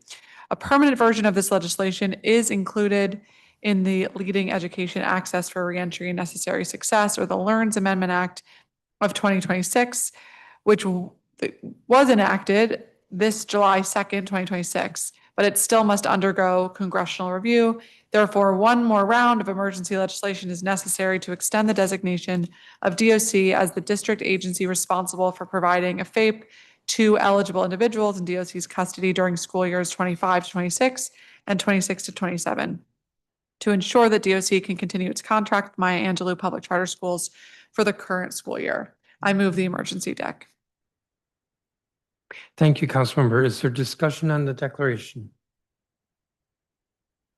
The vote will be on PR 26-764. All those in favor say aye. Aye. Are there any opposed? Aye.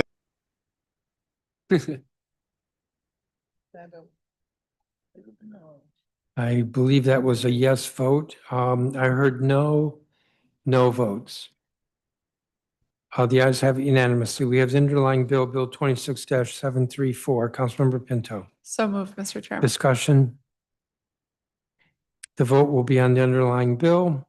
All those in favor say aye. Aye. Aye. Are there any opposed? Hearing none, the ayes have it unanimously. Pre-arrest diversion task force recommendations, emergency declaration resolution 2026, PR 26-763. Councilmember Pinto. Thank you, Mr. Chairman. In Secure DC, we established a pre-arrest diversion task force to identify best practices and make recommendations to implement pre-arrest diversion of certain misdemeanor offenses and for certain categories of persons identified by the task force as being appropriate for diversion. Pre-arrest diversion can be a very important and effective tool to improve public safety by preventing low-level offenses and ensure that we're providing appropriate mental health and substance use treatment support to individuals in need. The task force was initially required to begin meeting within 3 months after the applicability date of Secure DC and issue its initial recommendations within 1 year. However, CJCC experienced significant staffing restraints, and the task force was not able to begin meeting until June of 2025. We included these emergency provisions in my permanent bill, the Leading Education Access for Reentry and Necessary Success Amendment Act of 2026, which was enacted on July 2nd, 2026, but that bill is still undergoing congressional review. Therefore, another round of emergency legislation is necessary to update the deadlines to accurately reflect feasible timelines for the task force, with the initial recommendations that are due July 31st, 2026. The task force is finalizing their report and is preparing to provide their formal list of recommendations on the 31st, and I eagerly look forward to reviewing them and will share them with colleagues. I move the emergency declaration. Thank you, Councilmember. We have the declaration before us. Is there discussion? The vote will be on PR 26-763. All those in favor say aye. Aye. Aye. Are there any opposed? Hearing none, the ayes have it unanimously. The underlying bill, Bill 26-732, Pre-Arrest Diversion Task Force Recommendations, Emergency Amendment Act of 2026. Councilmember Pinto. So moved, Mr. Chairman. Discussion? On the bill, all those in favor say aye. Aye. Are there any opposed? Hearing none, the ayes have it unanimously. PR 26-777, Health and Human Service Programs and Benefits Eligibility and Delivery Data Sharing Clarifications, Emergency Declaration Resolution of 2026. Councilmember Fruman. So moved. Usually we say a little bit more about what it's about. All right, I had done this last time, but I will do it again. Give me a second. What would you mean last time? At the breakfast. Okay, so the supplemental Nutrition Assistance Program, or SNAP, provides food assistance to 140,000 low-income district residents. SNAP is our best tool for addressing food insecurity. However, recent changes in federal law will make it harder for families to access SNAP. The district must implement work requirements for certain people who receive SNAP benefits, known as able-bodied adults without dependents, or ABOD. As of June, whenever ABODs apply for or renew their SNAP eligibility, they must be screened to establish they are complying with or exempt from work requirements. For example, a resident might be exempt from work requirements if they have a disability, are enrolled in school or a training program, or are pregnant. If a resident believes they are exempt from the work requirements, they must fill out several forms and receive verification from third parties like medical professionals. Other jurisdictions implementing public benefit program work requirements have found that these onerous administrative requirements have caused adults to lose benefits even if they are eligible. The Department of Human Services can prevent the loss of SNAP benefits by automatically identifying people who qualify for exemptions and reducing the needs for individuals to submit additional documentation. This emergency legislation preserves district residents' access to public benefits by allowing DHS's Homeless Services Department to share data with its Public Benefits Department, so DHS can help customers automatically qualify from exemptions from SNAP work requirements. In the future, this change could also help DHS exempt residents from new Medicaid work requirements that go into effect in January 2027. I'm grateful to the executive for moving this important legislation. The Committee on Human Services Oversight has identified the need for more robust and active data sharing within DHS, and this legislation is an important step toward making that happen. With that, I move the declaration. Thank you, Councilmember Fruman. We have the declaration before us. Is there discussion? The vote will be on PR 26-777. All those in favor say aye. Aye. Are there any opposed?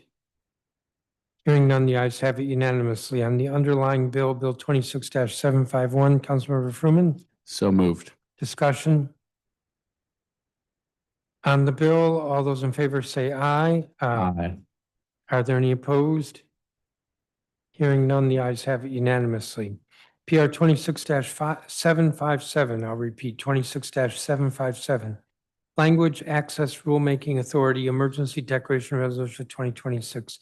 Councilmember Nadeau. This measure would provide the mayor authority to promulgate rules for the Language Access Act of 2004. The most recent temporary law on the subject will expire on August 13th over recess. My staff recently confirmed with the Office of Human Rights they would like to use this rulemaking authority in the coming months. Emergency legislation is needed to prevent a gap in rulemaking authority between the expiration of the temporary measure and the Committee on Public Works and Operations moving permanent legislation later this year. With that, I move the resolution. We have the declaration before us. Is there discussion? On the declaration, PR 26-757, all those in favor say aye. Aye. Are there any opposed? Hearing none, the ayes have it unanimously. We have the underlying bill, Bill 26-721, Councilmember Nadeau. So moved. Is there discussion? On the bill, all those in favor say aye. Aye. Are there any opposed? Hearing none, the ayes have it unanimously. Schedule of Fines, Rulemaking Approval and Authority, Emergency Declaration Resolution 2026, PR 26-775. Councilmember Allen. Thank you very much, Mr. Chairman. This emergency package approves a recent rulemaking proposed by the District Department of Transportation to amend the schedule of fines set forth in 18 DCMR 2600. The rulemaking requires council approval, but emergency approval of this rulemaking is necessary to ensure the district's automated safety camera program complies with the Ricciardi versus District of Columbia court case as soon as possible and avoids a gap in legal exposure. Under current law, cameras are calibrated to within a plus or minus 1 mile per hour margin of error. Given that margin of error, the court reasoned that it was equally likely that the driver was, in fact, traveling 10 to 12 miles per hour over the speed limit. Traveling at only 10 miles an hour would be a distinct offense, and so the court determined the district failed to prove by clear and convincing evidence that the driver committed the offense of speeding by 11 to 15 miles per hour over the limit. The proposed rulemaking adjusts the speeding thresholds for certain offenses by 1 mile to better account for the margin of error and to ensure the district can meet its burden of proof in these cases. I move the declaration. We have the declaration before us. Is there discussion? The vote will be on PR 26-775. All those in favor say aye. Aye. Are there any opposed? Chairman McCormick is voting no.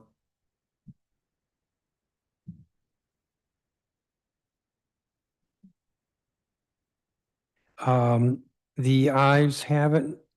Councilmember Tran-White will be recorded as voting no. We have the underlying bill, Bill 26-747. Councilmember Allen, So move, Mr. Chair. discussion? The vote will be on 26-747. All those in favor say aye. Aye. Aye. Aye. That was anemic. All those in favor say aye. Aye. Are there any opposed? Chairman McCormick is voting no, please. The ayes have it. Councilmember Tran-White will be recorded as voting no. We will turn to first reading and vote on temporary legislation. If there's no objection, I'll move them all in block. That would be Bill 26-729, Private Vehicle for Hire Operator Clarification Temporary Amendment Act. Bill 26-760, Medical Cannabis Licensing and Unlicensed Establishment Enforcement Clarification Temporary.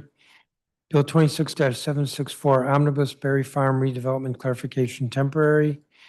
Bill 26-766, Restoration of Covenanted Roads and Alleys by the District Government Clarification Temporary.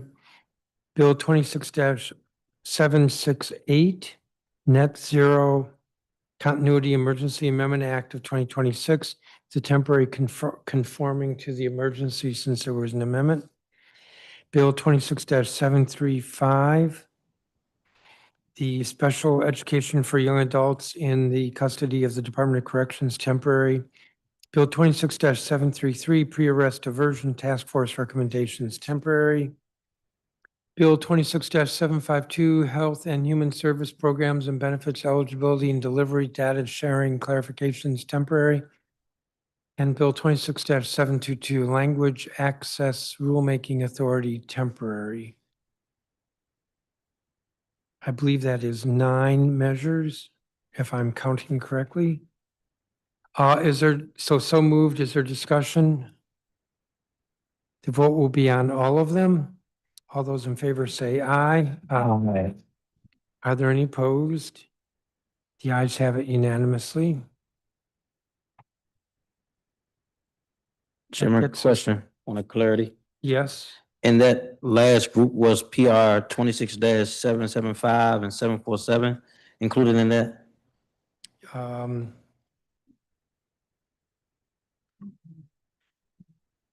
seven four five and 747 are different. 775.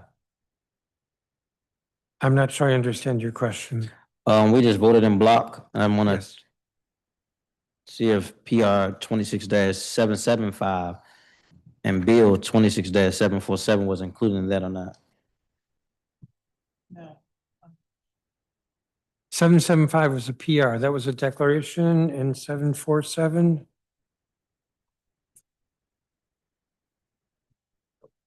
Yeah. I think Councilmember White's asking about a temporary for the DDOT, and there actually, we only moved emergencies, not a temporary. Got it. So I just want to clarify that. Thank you.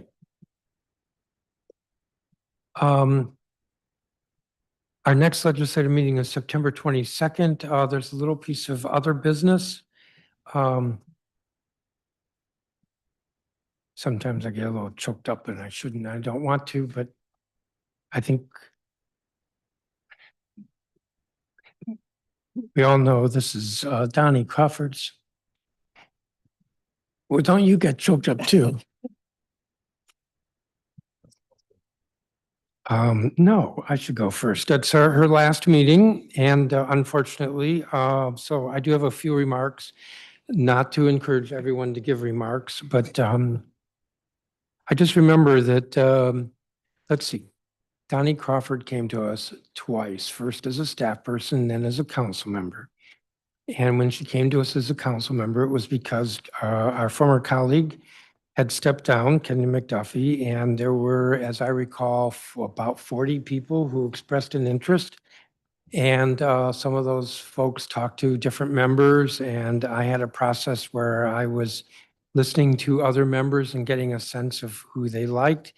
And ultimately, as I recall, asked members to indicate who they thought were their top 3 candidates, something like that. I think some members in the firm, long, strong, honorable tradition of this council, when they're asked to name 3 priorities, they give 7 or 15 or 25. At any event, Donnie rose to the top, and there was, compared to all the other members, overwhelming support.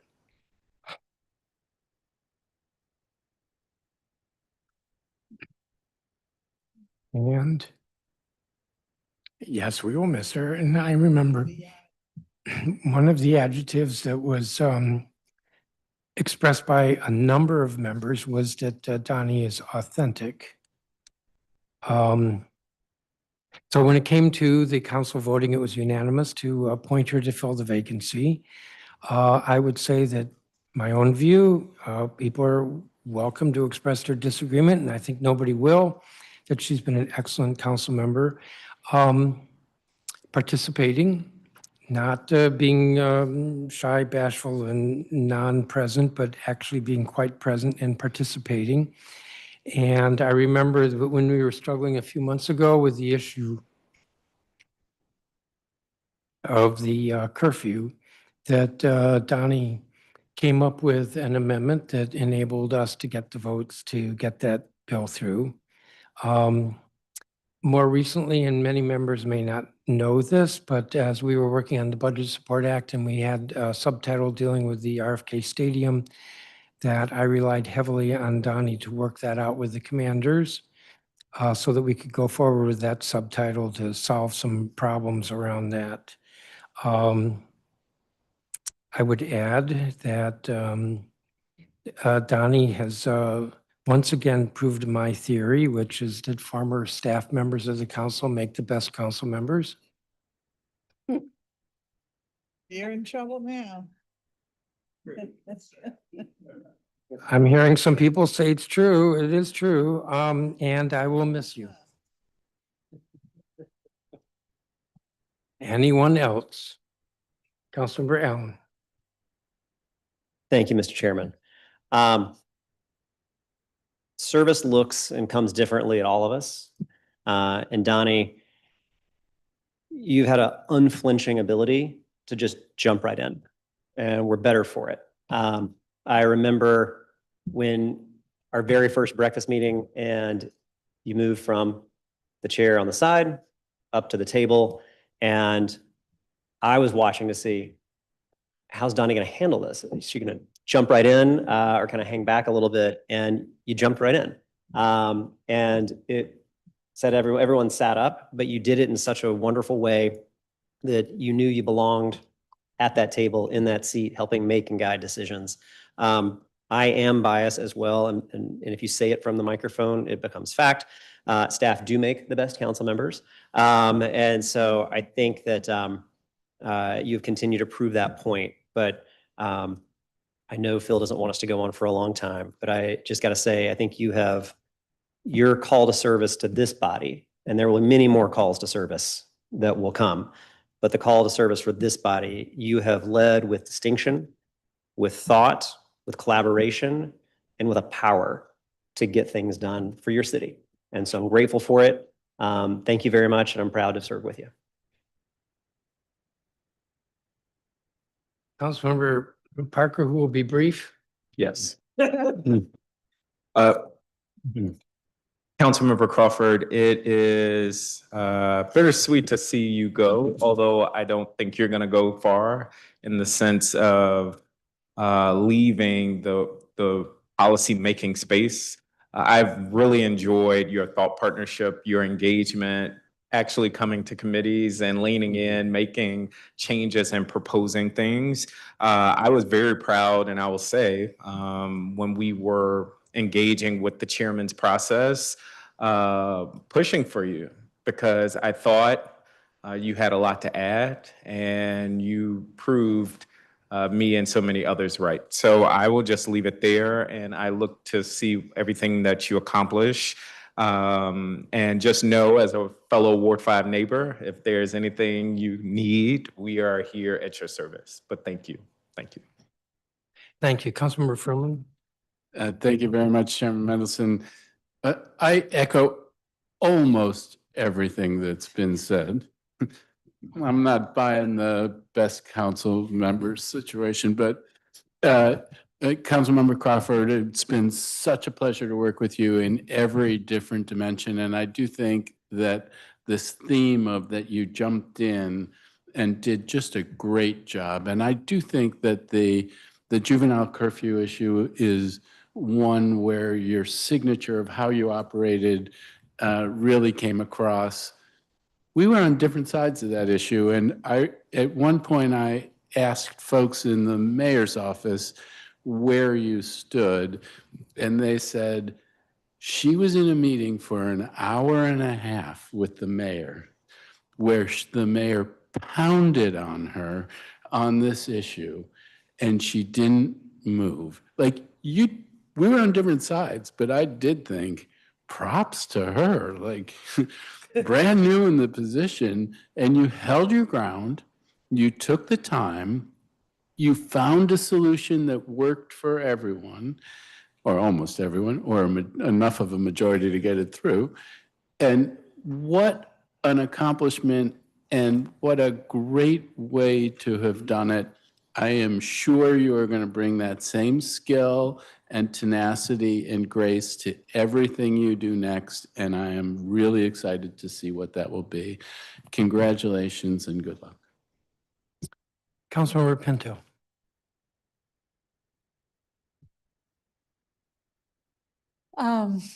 Well, Councilmember Crawford, thank you so much to everything that you have offered to this body, to our city. I have learned so much from you, both as your time as a staffer and as a council member. And I won't disclose all the conversation itself as you were seeking to join the council. But one of the things that really stood out to me was you were not shy about being honest in areas of disagreement, even though you were trying to get everybody's votes. And I think that really speaks to your character and your integrity, that you know what your principles are, you know what your values are, and you're not going to let those be sidelined or undermined for a goal as ambitious as it may be. And it ended up turning out in your favor, because that exact way of operating led to your unanimous support by this body, because we had all seen how you operated, seen how much a hard worker you were, and knew that you could substantively do the job. But I think over the last 7 months and getting to work with you as a council colleague has opened my eyes even further to your strengths and your intellect. You have a really impressive duality of being firm with what you know you're fighting for and having so much grace in negotiation. And, the public sees us debate things up here, but a lot of work happens behind the scenes when we're all debating each other and trying to get to a compromise and to the right place. And I have so appreciated the issues that we've worked on together, whether that be the juvenile curfew language, other business issues around RFK. You have just been so thoughtful and such a joy to work with. And I love you. So I'm always in your corner. Thank you for your service to the District of Columbia. And we have your back, whatever you do next. Thank you. Thank you, Councilmember. Councilmember Henderson. Thank you, Mr. Chairman. Donnie.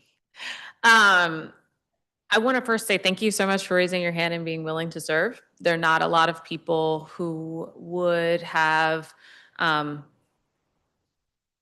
were a lot of people who thought they were ready, but there weren't a lot of people who were actually ready to step into the task at hand, and then do it all so quickly, all so quickly. But we felt that you were ready, and you proved us correct in terms of being able to work through the budget and do all those things. But I love that we sort of share a very love of nerdy things in the details, and especially when I got funeral directors and you didn't laugh. You were actually offering up additional thoughts and advice around how we sort of navigate some of these things. And so I just appreciate that, because you always have this just insatiable love of learning that I also share and admire as well. I know this isn't the end of your public service. It might look differently in the future, but I want to say on behalf of district residents and behalf of all of us, thank you, because it would have been a rough bind, but you did it smoothly and with a lot of strong dignity. Thanks. Thank you, Councilmember. Councilmember Bonds. I guess I have to do this. All right. Donnie, it has been a wonderful experience having you at this level on the dais. I recall when we were deciding who might be best, there were thoughts that many others would be best, I'm sure.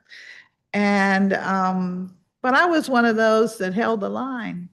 Every time I was asked, it was Donnie. It was Donnie. It was Donnie. And I think that what propelled me to take that approach and to not sort of scatter my votes all over the place was the fact that you were here, which many of my colleagues have already spoken to. You knew the work, and you had a history of delivering. And that was so important to us as we were going into the budget process. What I have learned from you is your humanity, the way in which you feel about the community and about young people and their opportunity to provide service to the community. And that's one of the big takeaways that I have. There's no question about your skill set, intellect, any of that. We all know you have it, but the way in which you manage your feelings and your interests and your energy that you give to the community has been really wonderful to see. And as one of the older people on the council, everyone else is so young, I know they are. Thank you. Thank you. Including the chair. Thank you. But seriously, thinking about that, it's a joy to see you in operation and to know that our world is in a really good place with younger people like you, younger leaders like you, and younger committed individuals, public servants like you. I know you're not going very far, so I don't even have to venture and think about that. We would be crazy to lose you entirely. Thank you very much for your service and for being here with us on the dais. But we know we're going to see you around, and we know that you're going to continue to contribute. And we'll be sad, but as Pinto said, we love you. Can't get away from that. Thank you. Councilmember Tran White. But thank you. First, I want to say to you, Donnie, we appreciate your leadership. I have to admit, I didn't know you very well before you came. And after speaking to you several times, you rose to one of my top 3. And that was important to me that you came in ready to do a great job to represent the people of DC and on short notice, and we appreciate that. I always say that you can't conquer anything that you're not committed to. So if this is something you really want to do, don't give up. And I say that because many of us sitting up here didn't give up. I worked on Robert White's first campaign that he lost, And now he's here going in, a Democratic nominee for congressman. I remember when Janice Lewis George ran in 2016, she lost. And she's the Democratic nominee for mayor for Washington, D.C. Phil Mendelssohn, you may want to talk about 1998. He lost. And there's probably Matt Fruman right beside you, so you can lean on him. Trayon White in the great Ward 8, on Ward 8 as it come, and my first race I lost. And so if there's something you really have a heart to do, pray about it, come back and fight for, whatever it is you want to do. But we support you. We believe in you. I want to thank you and your commitment to DC and being not just here quiet, but active on the council. So we appreciate you and thank you for your service. God bless. Thank you, Councilmember. Wendell Felder. Thank you, Mr. Chairman. I want to echo some of the sentiments that our colleagues have already expressed. Donnie, I feel like I am privileged to sit next to you. I remember just throughout this entirety, this selection process and the conversations that we had in terms of, well, I don't know, it's a lot of people, how would I rise to the top? And I remember telling you, champions adjust, trust the process, and regardless of your journey, it makes no difference when you become one of the 13 members. So you should feel exceptionally proud of yourself. To Councilmember Trayon's white point, I too ran. I ran 10 years ago or 12 years ago now. I was unsuccessful. I learned from my mistakes, and I kept the fight going. I have no doubt that you will continue to be a leader for the District of Columbia. You've made your city proud. You made your family proud. You made this council proud. So, this is a lesson, and you can go wherever you choose to go. So I'm expecting good things, and as always, I've been one of your biggest supporters coming out the gate. That will not change, and God bless. Thank you, Councilmember. Councilmember Lewis George. Thank you. Donnie, I just want to say, I just think you're so brilliant. I think I've told you that before. You are incredibly smart. You are incredibly gifted in negotiations, as we deliberate things, you are so thoughtful and just so caring. And so it has been an honor to see you work as a policy advocate and analyst, then to be a legislative staffer, and then to be a council member. You did that. How many people can say they've done what you have done and what you have accomplished at your young age, right? And so I want you to continue to stand in that brilliance of who you are and to know that what God has for you, it is for you. And I'm excited to see all that God is going to do with you. Thank you. Thank you, Councilmember. Councilmember Robert White. Thank you, Chairman. Donnie, I want to first thank you for your service to this city. There are only 13 of us, and the size of the budget, the magnitude of the government is massive, even for folks who've been on this dais for years, even for folks who start at the beginning of a term when things are moderately slow. But you were able to jump in the budget and get right to work. And it is because of your brilliance and talent.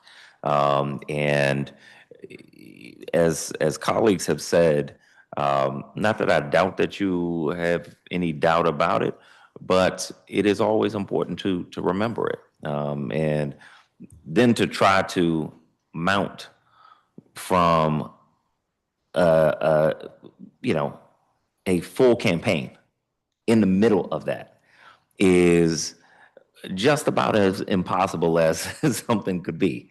But you stepped up to all of that. And unlike many of us who lost races before we won races, you got a time to serve in the seat and to gain the respect of people across the dais and people across the city. So it's something I don't think you will take for granted, but I just want to encourage you to not take it for granted. You have so much of my respect and admiration for what you've done, but also that of many people in this city who got a glimpse of your talent and ability. And I guarantee you it is not going to be lost on them or on us. So we love you too, continue to support you, and thank you again for your service. Councilmember, thank you, Councilmember. Councilmember Nadeau. Thank you, Chairman. Councilmember Crawford, I want to say that I have been so impressed by the way that you just stepped right in, right into budget season and had such a huge impact. You know, when I was first council member, one of the big worries that I had was that I wouldn't have an impact on the budget. And you had a huge impact in just a few short months. You have always stuck to your convictions and you have spoken you've given a tremendous input into all the things that we have done during your tenure. And I want to thank you for your contributions to the body and for your service. And I hope you'll continue serving. Thank you. Thank you, Councilmember. So Phil. who? Hi, sorry. We don't have a bowl, but we thought you should walk away with something. So we got you some flowers. Thank you.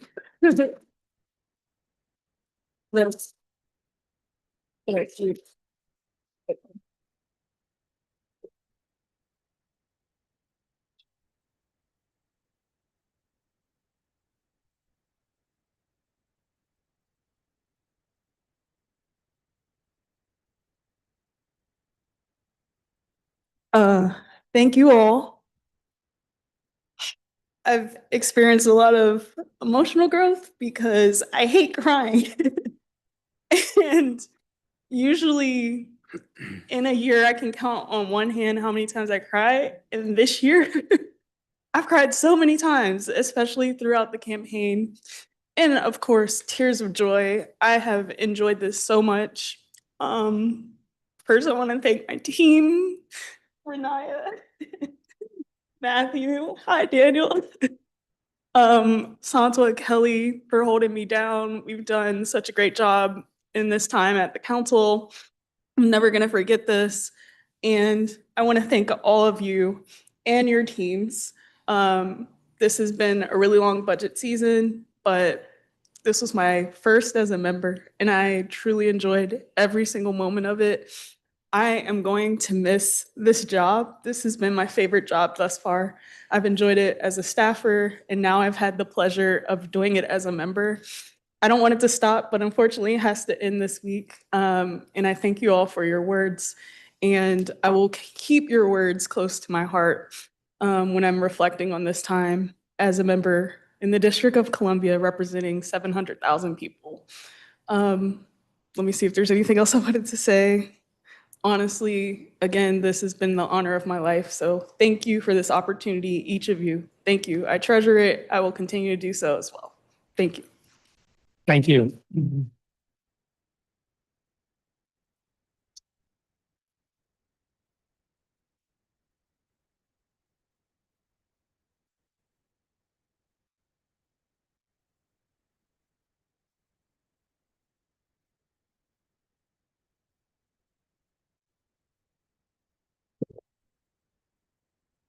It's easy to say thank you when you're a class act. Thank you. So that's going to conclude the business of this meeting, and the time is 3:59 p.m. This meeting's adjourned.